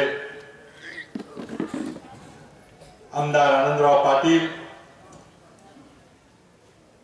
महाराष्ट्र प्रदेश काँग्रेसचे मलकापूर निवडणुकीकरता पाठवलेले प्रभारी, पुणे जिल्ह्याचे आमचे धडाडीचे नेते संजयजी पालगुडे, ज्यांनी आत्ताच आपल्याला मार्गदर्शन करून या निवडणुकीची पार्श्वभूमी ही सेट केली. आता पुढच्या निवडणुकीमध्ये हेच विषय आता पुन्हा पुन्हा आपल्या समोर येतील. ते सन्माननीय अजितराव पाटील, पाटण तालुक्याचे नेते हिंदूराव पाटील यांच्या नेतृत्वाखाली ही निवडणूक काँग्रेस पक्ष लढवित आहे. ते मलकापूरचे सुपुत्र आणि ज्यांनी मलकापूरचा चेहरा बदलायचा प्रयत्न केला आहे, त्यांचे पिताजी स्वर्गीय भास्कररावजी शिंदे यांच्या आदर्शाखाली ते काम करत आहेत. ते मनोहरजी शिंदे, कराडचे नगरसेवक आणि कराड शहर काँग्रेसचे अध्यक्ष राजेंद्र पाप्पा माने, मलकापूरचे ज्येष्ठ नेते शंकरराव चांदे अप्पा, रमेश जगदाळे साहेब, राजेंद्र यादव आबा, आनंदराजे सुतार, त्याचबरोबर अशोक जगदाळे, या ठिकाणी जिल्हा परिषदेच्या सदस्या मंगलाताई गलांडे, माजी जिल्हा परिषदेच्या सदस्या विद्याताई थोरवडे, पंचायत समिती सदस्या वैशाली वाघमारे, दुसऱ्याचे माणिकराव जाधव, पंचायत समिती सदस्य उत्तमराव पाटील,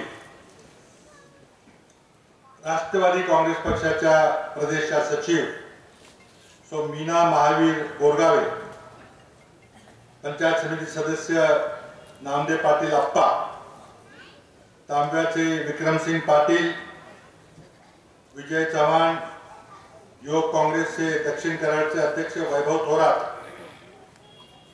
डॉक्टर सचिन कोळेकर, इंद्रजीत चव्हाण, जयंत कुराडे, मधुकर पवार, तुकाराम पाटील, वसंतरावजी शिंदे, प्रशांत चांदे, व्यासपीठावरील सर्व मान्यवर, सर्व आजी माजी नगरसेवक आणि या शुभारंभाच्या सभेला प्रचंड मोठ्या संख्येने उपस्थित आपण बंधू भगिनी आणि युवक मित्रांनो,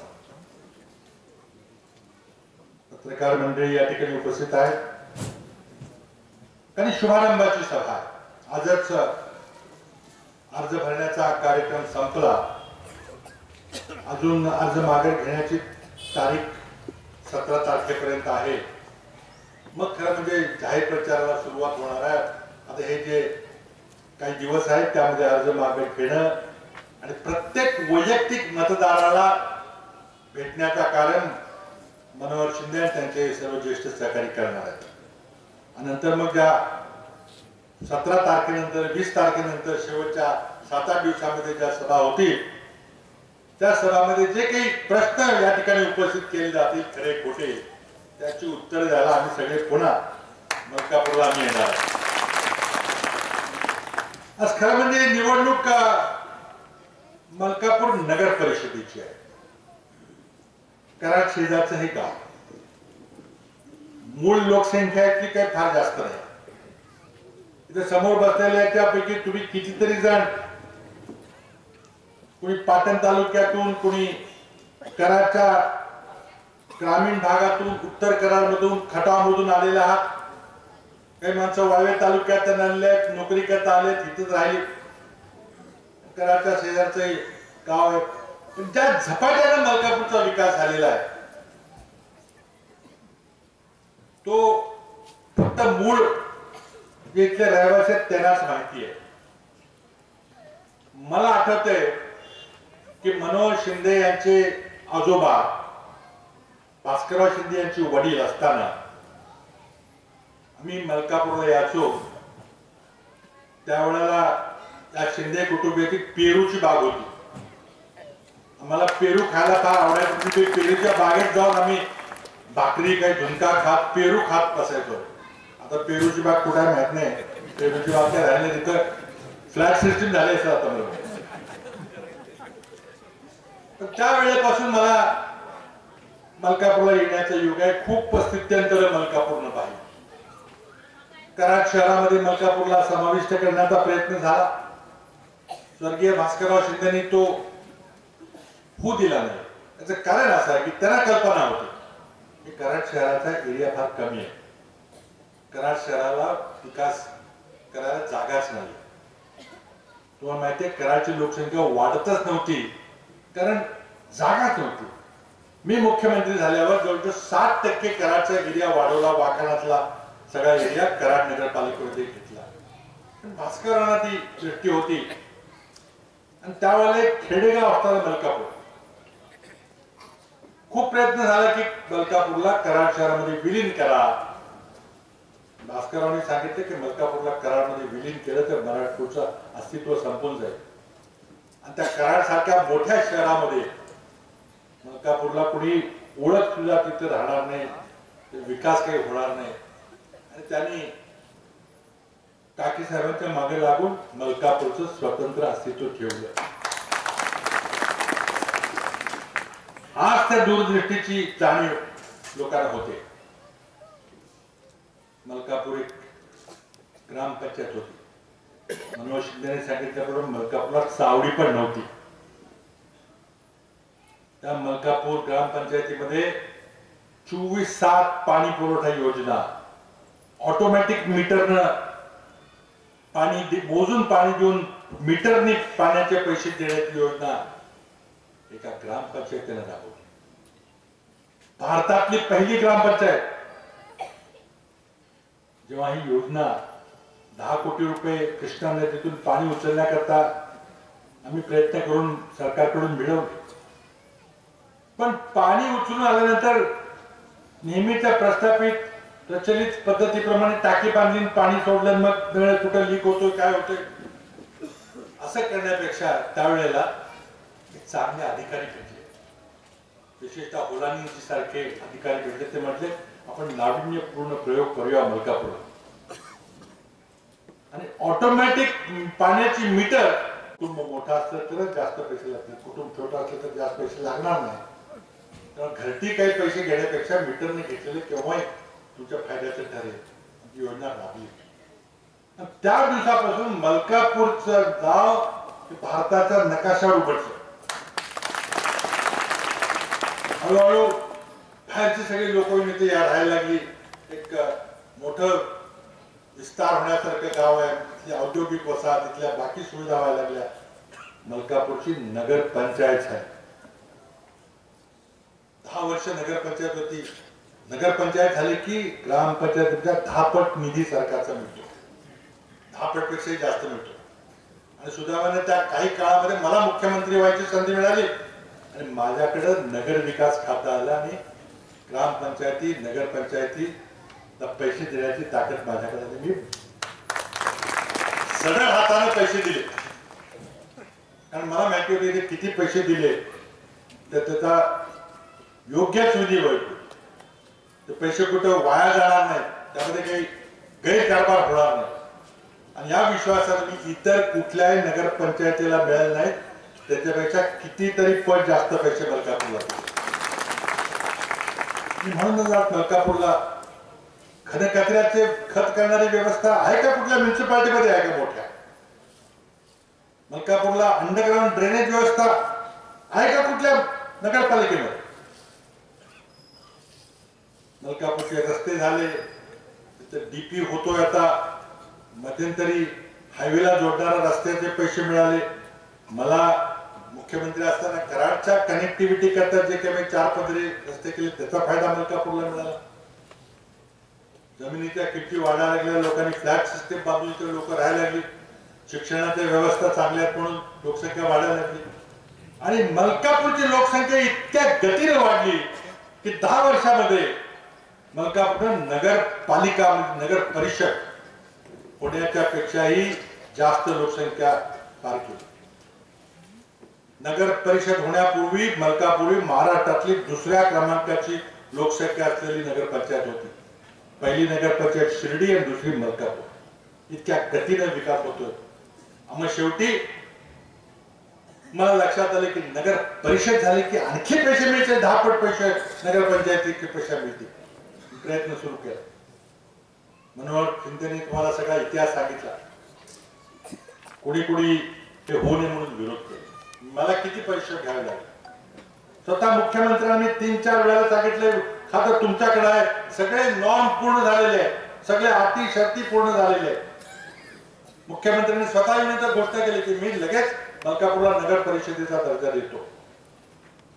कुठेतरी मांजर आडवं गेलं आणि काहीतरी मग हे होऊ नये, कारण झालं तर पैसे जास्त मिळतील मलकापूरला आणि कुणाला तरी क्रेडिट मिळेल. लोकांच्या विकासाचा विचार न करता त्या ठिकाणी कसं होणार नाही म्हणून प्रयत्न झाले. मला दुर्दैवाने सांगावंसं वाटतं की मुख्यमंत्र्यांनी खरं म्हणजे मी पण मुख्यमंत्री होतो. मुख्यमंत्र्यांना असं कुठल्या तरी पक्षाच्या काही कार्यकर्त्यांना विकासाच्या आड येण्याची भूमिका घेणं चुकीचं होतं. मुख्यमंत्र्यांच्याकडे जे अधिकार आहेत ते सर्व जनतेचं भलं करण्याचे अधिकार आहेत. तुझा हा माझा, हा या पक्षाचा तो विरोधी पक्षाचा, असा फरक भेदभाव मुख्यमंत्र्यांनी कधी करायचा नसतो. निवडणुकीमध्ये निवडणुकीपर्यंत पक्ष असतो, पण एकदा निवडणूक संपली की सगळ्या लोकांचा सगळ्या जनतेचा मुख्यमंत्री अपोशिंदा असतो. काय झालं दुर्दैवानं राजकीय स्वार्थाकरता नगर परिषदेला विरोध झाला आणि शेवटी मी मनोहरना सल्ला दिला की आता कोर्टाची पायरी चढल्याशिवाय, कोर्टातून न्याय मिळाल्याशिवाय मुख्यमंत्री आपल्याला काही एक होऊ देणार नाही. शेवटी नगरपालिका होणारच, पण कधी निवडणूक झाल्यानंतर. तोपर्यंत या प्रशासकीय असलेल्या मंडळीला फायदा मिळू द्यायचा. मी सल्ला दिला, मी वकिलांशी चर्चा केली, मनोहरनी चिकाटणे प्रयत्न केले आणि उच्च न्यायालयामध्ये याचिका दाखल केली. उच्च न्यायालयानं सगळे कागदपत्र पाहिले, सरकारला ताशेरे ओढले आणि उच्च न्यायालयानं मलकापूर नगरपालिका करायची. रोखू शकलो नाही. जनतेचा हक्क आहे, जनतेचा अधिकार. नुसती घोषणाबाजी करून ही लोक सत्तेत आलेली. मलकापूरला काय काय विकास झाला ते बंधूंनी सांगितलं. ह्या निवडणुकीत तेवढंच होणार, मी त्यात काय आपला वेळ घेणार नाही. मी थोडासा जरा व्यापक राजकारणाबद्दल बोलू इच्छितो. आज जवळजवळ मलकापूरचे सगळेच माणसं या ठिकाणी जमलेली आहेत. गेल्या 4.5 वर्षापूर्वी मे 2014ला लोकसभेची निवडणूक झाली आणि तुम्ही मोदी सरकारला प्रचंड बहुमताने विजय केला. आमचा पराभव झाला, अनपेक्षित झाला. आम्हाला वाटलं नव्हतं की इतका पराभव, इतकं चांगलं काम करून देखील आमचा पराभव झाला. पण शेवटी लोकशाही, जनता जनार्दनाने ठरवलं की आता नवीन प्रयोग करून बघायचा. 10 वर्ष मनमोहन सिंग यांचं सरकार होतं, त्यानंतर काही दिवसानंतर झालेल्या निवडणुकीमध्ये आमचं 15 वर्षाचं सरकार, दोन्ही सरकार ही सत्तेतून दूर झाली. प्रचंड मोठ्या घोषणा केल्या होत्या, आश्वासनं दिली होती, लाभलचक जाहीरनामा होता. नरेंद्र मोदी त्यावेळेला उमेदवार होते पंतप्रधान पदाचे. सांगितलं मी गुजरात मॉडेल देशात आणणार आहे. गुजरात मॉडेल काय कोणाला माहितीच नव्हतं. लोकांना वाटलं गुजरात मॉडेल मध्ये काहीतरी खरंच भलतंच चांगलं होणार. लोकांना काय माहिती गुजरात मॉडेल मध्ये कशी लोकशाही चालते, तिथे विधानसभेला किती किंमत आहे, मंत्र्यांना काय किंमत आहे, एका व्यक्तीची हुकुमशाही कशी चालते लोकांना काय माहिती होतं. गुजरातचं एन्काउंटर मॉडेल, एखादा कोणी विरोधक मेला तर त्याचा पोलिसांच्या मार्फत एन्काउंटर म्हणून खून होत होता. किती खून झाले.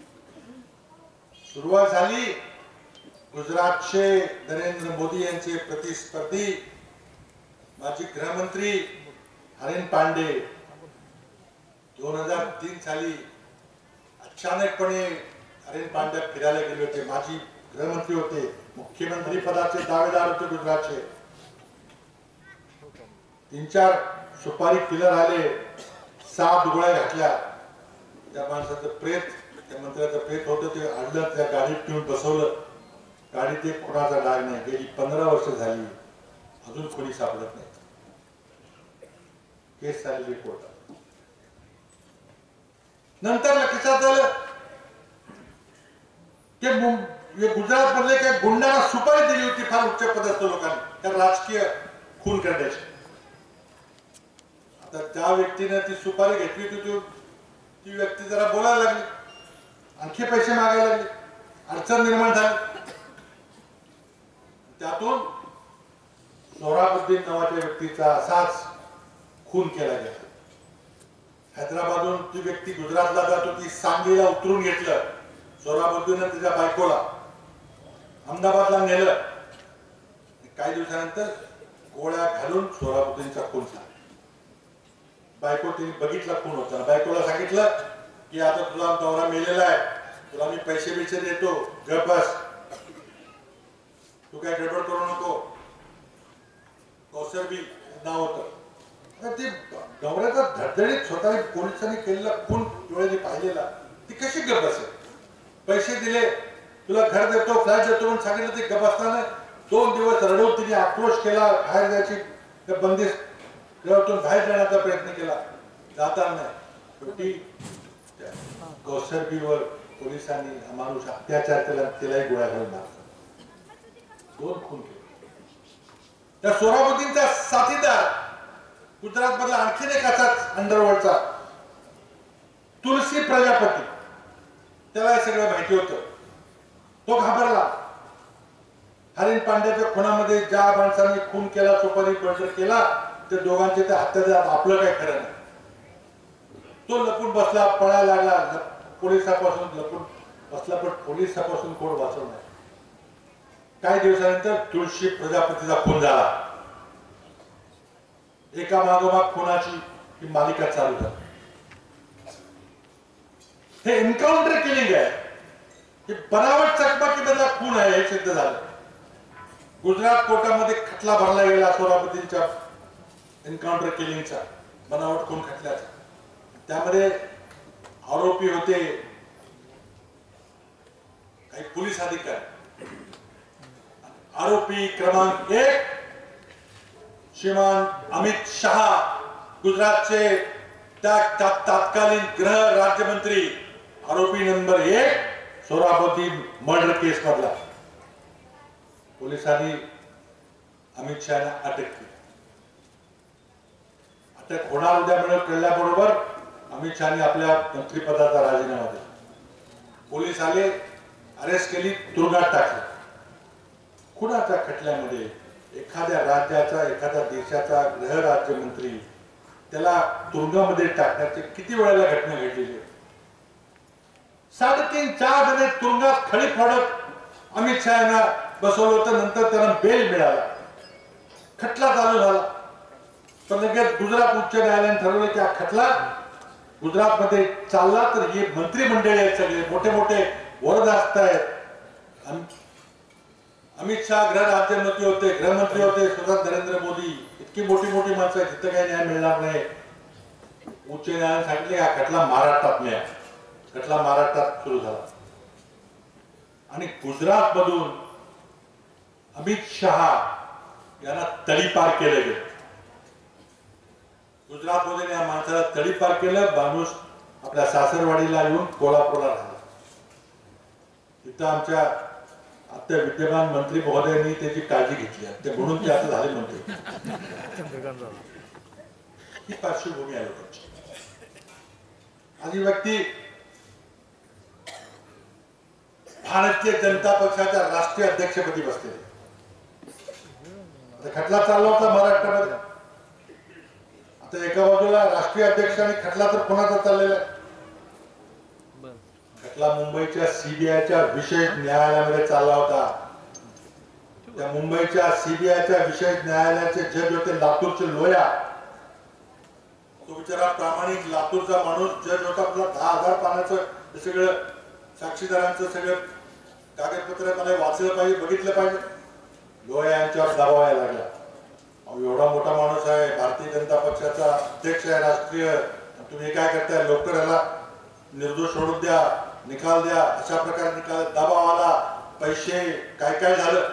बिचारा लोया नाही, मी न्याय देवतेच्या पुढे असं काही करणार नाही. प्रचंड दबाव आला. काय त्यातलं खरं खोटे अजून आले नाही, कारण चौकशीची पूजा झाली. पण एक टक्कर लोयांच्या बहिणीने आणि लोयांच्या वृद्ध वडिलांनी नागपूरमध्ये पत्रकार परिषद घेतली.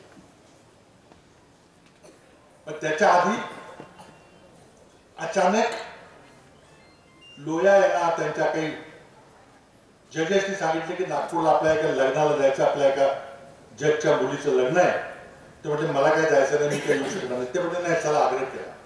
लोया नागपूरला गेले. नवीन सरकार आलं होतं महाराष्ट्रामध्ये. आमचं सरकार गेलं होतं. तारीख होती 1 डिसेंबर 2015. लोया नागपूरला गेले आणि एकदम अचानक जाहीर झाले की लोयांचा हृदयविकारानं मृत्यू झाला. अचानक काही तब्येत नव्हती, वाईट काय करी नव्हती, तरुण होत्या त्या मानाने, पण मृत्यू झाला. हा घटना काय म्हणून लगेच तिथल्या लोकांनी उचललं. त्याला कुठं नेलं तर हाडाच्या हॉस्पिटलमध्ये. हृदयविकार आला पण हाडाच्या हॉस्पिटल तिथं गेलं. ते तिथं उचललं दुसऱ्या हॉस्पिटलमध्ये. ईसीजी काढा, ईसीजी मशीन बंद पडले आणि लोया यांचा मृत्यू झाला म्हणून सांगितलं. एका अँब्युलन्स मध्ये बसवलं, टाकलं परत एकट्याच. आपल्याला माहिती आहे, जर एखाद्या काही घटना घडली हॉस्पिटलमध्ये, जर कोणी असला त्याला घरी अँब्युलन्स न्यायचं असलं तर घरातले 2-4 माणसं मित्रमंडळी हॉस्पिटल अँब्युलन्स मध्ये बसून जातात, येतात. पण एकट्या त्या वृद्ध जज लोयांचं शरीर त्या अँब्युलन्स मध्ये काढलं, लातूरला पाठवलं. लातूरला काही घटनेमध्ये त्यांचा अंत्यविधी उरकून टाकला. काही दिवसानंतर लोया यांच्या बहिणीनं पत्रकार परिषद घेतली. लोया यांचे वृद्ध वडील गेले होते. त्यांनी सांगितलं की लोया यांना अमित शहा यांना निर्दोष सोडण्याकरता, निकाल देण्याकरता 100 कोटी रुपयाची ऑफर दिली. ही व्हिडिओ आहे, खरं खोटं. ती लोया यांची बहीण जाणे आणि लोया यांचे वडील जाणे.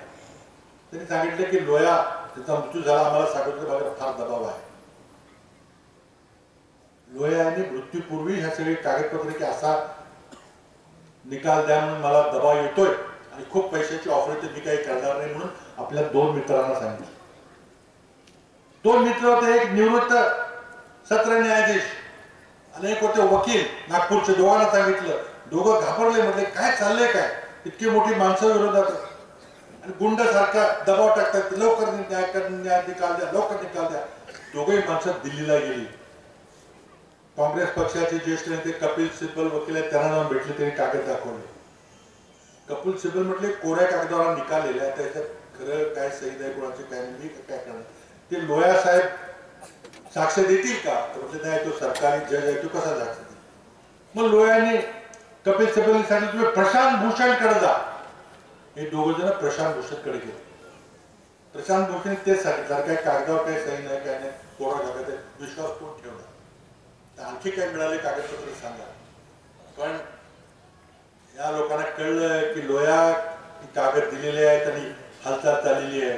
काही दिवसानंतर जज खादोलकर जे त्यांचे मित्र होते, त्यांचा गूढ रीतीनं नागपूर हायकोर्टाच्या 8व्या मजल्यावर पडून मृत्यू झाला. दुसरे साक्षीदार वकील होते, ते चालले होते हैदराबादहून बँगलोरला, नागपूरहून बँगलोरला चालले होते रेल्वेनं. वातानुकडे डबा असतो, कुठल्या डब्यातून फर्स्ट क्लास गेले होते. तिथं मध्ये हैदराबादला सांगितलं की त्या वकील दुसरा माणूस जो होता तो म्हटले पहिल्या बर्थवरनं खाली पडला मेला. 2 संशयास्पद मृत्यू पुरावा नष्ट. आणि म्हणून सर्वोच्च न्यायालयाच्या 4 न्यायाधीशांनी देशाच्या इतिहासामध्ये पहिल्यांदा एक बंड केलं. सर्वोच्च न्यायाधीश विरोधात बंड केलं, पत्रकार परिषद घेतली आणि ह्या लोया खून खटल्याची चौकशी झाली पाहिजे, लोयाच्या मृत्यू प्रकरणाची चौकशी झाली पाहिजे म्हणून सरन्यायाधीश आमचं ऐकत आहे म्हणून पत्रकार परिषद घेतली. तुम्हाला आठवत असेल देशाच्या इतिहासात अशी ही माणसं भारतीय जनता पक्ष. कोर्टात अजून केस चालली. ही माणसं तुम्हाला न्याय देणार? अनेक घोषणा केल्या. 15 लाख काय म्हटले, शेतकऱ्याचं उत्पन्न दुप्पट करणार काय म्हटले, हमीभाव 1.5 देतो म्हणून काय सांगितलं, 7-12 कोरा करतो काय काय सांगितलं, 2 कोटी रोजगार देतो.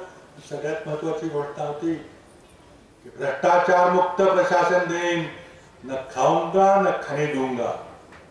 लोकांना वाटलं खरोखर आता स्वच्छ प्रशासन, मला जे मलकापूरच्या विकासाकरता पैसे येतील त्यामध्ये काय होणार नाही, सगळे पैसे मला खर्चायला मिळतील. वर कोणी मंत्री ते काटछाट करणार काय.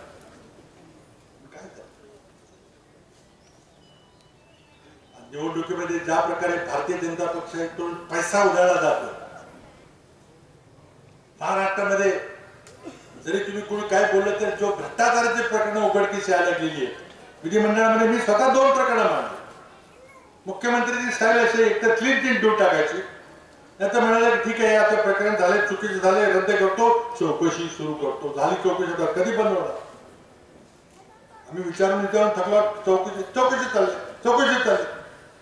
पण हे काय, दिल्लीमध्ये स्वतः नरेंद्र मोदींनी हवाई दलाकरता लागणाऱ्या लढाऊ विमानाच्या खरेदीमध्ये जो भ्रष्टाचार केलेला आहे,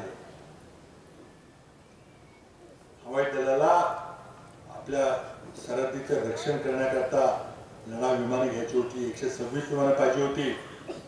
वाजपेयी सरकारच्या काळामध्ये 2000 साली प्रक्रिया सुरू झाली. वाजपेयींनी 4 वर्षात काही केलं नाही. आमचं सरकार आलं, आमच्या सरकारने ती तशीच वाजपेयीच्या वेळेची फाईल घेतली आणि निर्णय घेतला की 126 तर 126 विमानं घेतली. निविदा प्रक्रिया झाली, टेंडर काढले, 6 लोकांना पाठवले.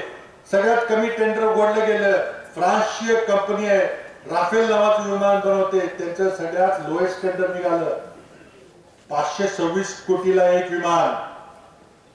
आमच्या सरकारने ते घ्यायचं ठरवलं, पण एक आमची अट होती, 126 पैकी फक्त 18 विमानं आम्ही आहे तशी तयार परिस्थिती घेणार, बाकी 108 विमानं भारतातच तयार झाली पाहिजे, भारताच्या हिंदुस्थान एरोनॉटिक्स कंपनीमध्ये तयार झाली पाहिजे. टेक्नॉलॉजी ट्रान्सफर, तंत्रज्ञान हस्तांतरित झालं पाहिजे. निविदा निघाली. आता फ्रान्सचे लोक आडेवाडे घ्यायला लागले, तंत्रज्ञान हस्तांतर त्यांना करायचं नव्हतं. या गोंधळामुळं शेवटचं वर्षभर निर्णय होऊ शकला नाही. तेवढ्यात निवडणूक आल्या, आमचं सरकार गेलं, नवीन सरकार आलं. मोदींनी वर्षभर सगळं प्रकरण समजून घेतलं आणि एकदम एप्रिल 2015 मध्ये सत्तेत आल्यानंतर 11 महिन्यानंतर मोदी एक दिवस फ्रान्सला गेले, सांगितलं की तुमचं राफेल विमान आमच्या देशाने पसंत केलेलं आहे, पण 126 नाही, मी 36 विमान घेतो. निर्णय जाहीर करून टाकला. 126 विमानं जर पाहिजे होती तर 36 विमानानं कसं संरक्षण देशाचं कोणी सांगत नाही. पण सगळ्यात गंभीर बाब काय तर निविदेमध्ये 526 कोटी रुपये किंमत निघाली असताना नरेंद्र मोदींनी 36 विमानाची किंमत 1670 कोटी दिली. एका विमानामागं हजार कोटी रुपये जास्त दिले. 36 विमानामागे 36,000 कोटी रुपये जास्त दिले. आणि पैसा तिथं फ्रान्समध्ये जास्त गेला तर तो आता कशा मार्गाने भारत प्राप्त झाला आहे, त्याला किकबॅक म्हणतात. टेंडरची किंमत वाढवा आणि बाकीचे मला आणून द्या पैसे, हा प्रकार झालेला आहे. आणि तो किकबॅकचे पैसे भारतात आणण्याकरता अनिल अंबानीच्या कंपनीला, त्या कंपनीला 45,000 कोटीचा तोटा आहे. त्या कंपनीचा दिवाळखोरी निघालेली आहे. ज्या कंपनीने नटबोल्ट देखील, स्क्रू ड्रायव्हरचा देखील अनुभव नाही, अशा कंपनीला 30,000 कोटी रुपयाचं कंत्राट त्या फ्रान्सच्या विमान कंपनीने दिलेले ऑफसेट कंत्राट आहे. राहुल गांधींनी याच्याबद्दल आवाज उठवला तेव्हा लोकांना कळलं. आम्ही बोलत होतो. त्यात संजय बालगोडे इथे बसले, त्यांनी माझी सभा ठेवली होती 24 एप्रिल 2018. शत्रुघ्न सिन्हा खासदार भाजपचे आणि मी आणि कुमार केतकर आमचे खासदार, ठीक आम्ही सगळे होतो. आम्ही हा विषय तिथं मांडला होता की प्रचंड मोठा भ्रष्टाचार स्वतः नरेंद्र मोदीच्या सहीने झालेला आहे. त्यानंतर भरपूर आणखी बातम्या आम्हाला कळल्या, भरपूर कागदपत्र बाहेर निघाले आणि म्हणून आम्ही मागणी करतोय की या सगळ्या प्रकरणाची चौकशी संयुक्त संसदीय समिती मार्फत झाली पाहिजे. आम्ही मागणी केली, पण भाजपचे माजी मंत्री, माजी अर्थमंत्री यशवंत सिन्हा, भाजपचे माजी मंत्री अरुण शौरी, प्रसिद्ध वकील प्रशांत भूषण हे सुप्रीम कोर्टात गेले आणि ते म्हटले या प्रकरणामध्ये स्वतः नरेंद्र दामोदरदास मोदी यांनी भ्रष्टाचार केलेला आहे आणि यांच्या विरुद्ध फौजदारी गुन्हा करून यांना तुरुंगात टाका म्हणून ही मागणी भाजपच्या माजी मंत्र्यांनी केली आहे. तो खटला चालू आहे. सुप्रीम कोर्टाने घाईगर्दीत निर्णय दिला तर त्यामध्ये इतके दोष आणि इतके त्रुटी निघाल्या की सुप्रीम कोर्टाने क्लीन चिट दिलेले म्हटलं तर ते खरं नाहीये. आता सुप्रीम कोर्टामध्ये पुन्हा रिव्ह्यू पिटिशन झाले. राफेल प्रकरणाची चौकशी सीबीआय मार्फत होईल अशी भीती वाटल्याबरोबर नरेंद्र मोदींनी मध्यरात्री सीबीआयच्या संचालकाला दूर केलं बेकायदेशीरपणे. आता सुप्रीम कोर्टाने काल निर्णय दिला की नरेंद्र मोदींनी सीबीआयच्या संचालकाला बेकायदेशीरपणे दूर केलं आणि म्हणून त्याच खुर्चीवर सीबीआयचे संचालक आलोक वर्मा यांना पुन्हा सुप्रीम कोर्टाने बसवलं, मोदी सरकारला चपराक मारली.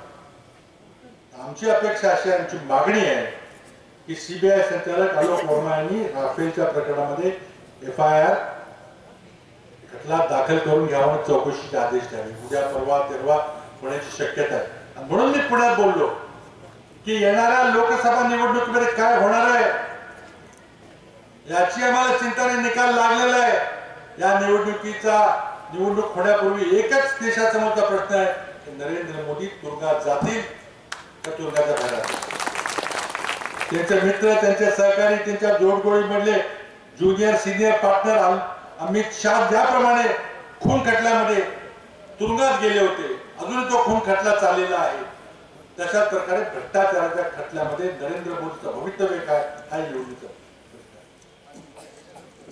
म्हणून आज ही निवडणूक मलकापूरच्या बद्दल आपण पुढच्या सभेमध्ये आणखीन बोलू. तिचं पार्श्वभूमी सांगायचा प्रयत्न करतो. भारतीय जनता पक्षानं शेतकऱ्याचं वाटोळं करून टाकलेलं आहे. युवकांना रोजगार नाहीये. आज शेतकऱ्यांची कर्जमाफीच्या नावाने प्रचंड मोठी फसवणूक झालेली आहे. दुधाचा धंदा कोलॅप्स झालेला आहे. ऊसाच्या पिकामध्ये FRP कोणाला मिळत नाही.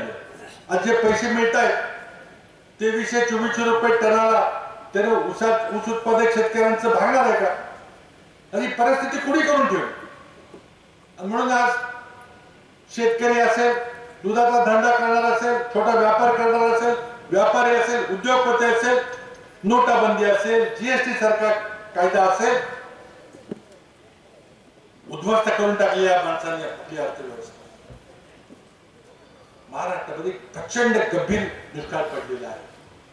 मला आठवते आमच्या सरकारच्या काळामध्ये जेव्हा दुष्काळ पडला होता तेव्हा जनावरांच्या छावण्या उघडल्या होत्या.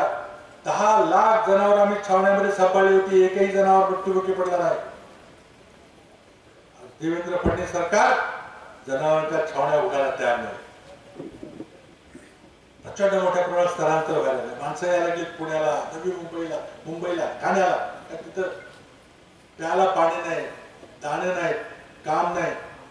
रोजगार हमीची कामं सुरू केली करा म्हणतो तर सरकार करायला तयार. म्हणून मला वाटतं की आज एकही घटक आज या सरकारच्या राजवटीमध्ये समाधानी नाही. म्हणून या सरकारला उलटून टाकायची गरज आली. उलटून टाकायची प्रक्रिया येत्या 27 जानेवारीला मलकापूरच्या ऐतिहासिक नगरपालिकेच्या निवडणुकीतून करूया. ज्या प्रकारे गेल्या 5 राज्याच्या विधानसभा निवडणुकीमध्ये भाजपचा धुव्वा उडला आणि त्या 3 राज्यामध्ये काँग्रेसची सत्ता प्रस्थापित झाली लोकांचा भ्रमनिराश झालेला आहे, त्याला विश्वासघात झाल्याची भावना झालेली आहे, आपल्याला फसवलं ही भावना लोकांनी त्या निवडणुकीमध्ये प्रकट करून दाखवली आहे. तीच भावना महाराष्ट्रामध्ये होणाऱ्या पुढच्या निवडणुकीत होणार आहे. त्याची सुरुवात आपण या मलकापूरच्या नगरपालिकेच्या मलकापूर पंतप्रधान बक्षीस मिळणारी नगरपालिका आहे. आज सगळी कामं इतक्या उत्कृष्टपणे झालेली आहेत. मनोहर शिंदे यांच्या नेतृत्वाखाली होत असलेली निवडणूक त्यांनी आजच अर्ज भरण्याची प्रक्रिया पूर्ण केलेली आहे. आता अर्ज विड्रॉ करून लगेच पुन्हा प्रचार आणखी जोरात होईल. खरेच मोठे आरोप. आणखीन एक आरोपाने मला गंमत वाटते. कोल्हापूरचे मंत्री आले, तरी सांगितलं की नाही मलकापूरला फार भ्रष्टाचार झालं. अरे ते कामं कशी उभी आहेत म्हणजे मी चौकशी करणार. तुमच्या चौकशीची वाट बघतोय, लावा चौकशी असेल मात्र. म्हणून काय आहे की नरेंद्र मोदी त्यांच्या सरकारनं वाटतं की आपण सगळ्या लोकांना मूर्ख करतो. अरे एक इंग्रजीमध्ये म्हण की काही लोकांना आपण नेहमीच मूर्ख करू शकतो आणि सगळ्या लोकांना एखाद्या वेळेला मूर्ख करू शकतो. पण सगळ्या लोकांना सगळ्या वेळेला मूर्ख करणं शक्य नसतं. लोकांना वाटतं की आपण जुमलेबाजी करून ह्या सगळ्यांना उल्लू बनवूया. असं होणार नाही. मलकापूरचे सुज्ञ नागरिक त्यांनी मलकापूरचा इतिहास पाहिलेला आहे, मलकापूरचा विकास पाहिलेला आहे. कुणी सांगायची गरज नाही. बाहेरच्या लोकांनी विरोध अनुभवलेला आहे. उलट लोक तुमचा विकास बघायला बाहेरून येतात. ज्या नेतृत्वानं मलकापूरचा हा विकास घडवलेला आहे त्या नेतृत्वाला आशीर्वाद द्या. एक हाती सत्ता दे. आज एक हाती सत्ता मिळाली नाही. करायला काय झालं बघितलं तुम्ही. एक कुठं अध्यक्ष दुसरीकडे बहुमत असं झालं तर तुमच्या गावचं नुकसान होईल. असं काही करू नका. होणार नाही मला खात्री आहे. पण विनंती करायची माझं कर्तव्य आहे. सगळ्या तुम्हाला मला विनंती करायची हाताच्या पंजाच्या चिन्हावर, काँग्रेस पक्षाच्या चिन्हावर, राहुल गांधींच्या काँग्रेस पक्षाच्या चिन्हावर, उद्याचे पंतप्रधान राहुल गांधी यांच्या हाताच्या चिन्हावर ही आम्ही निवडणूक लढतो. या निवडणुकीमध्ये आपण सर्वांनी निर्भय यश मलकापूरच्या काँग्रेस पक्षाला द्यावं, मनोहर शिंदे यांना द्यावं ही विनंती करतो. आपले रजा घेतो. जय हिंद, जय महाराष्ट्र.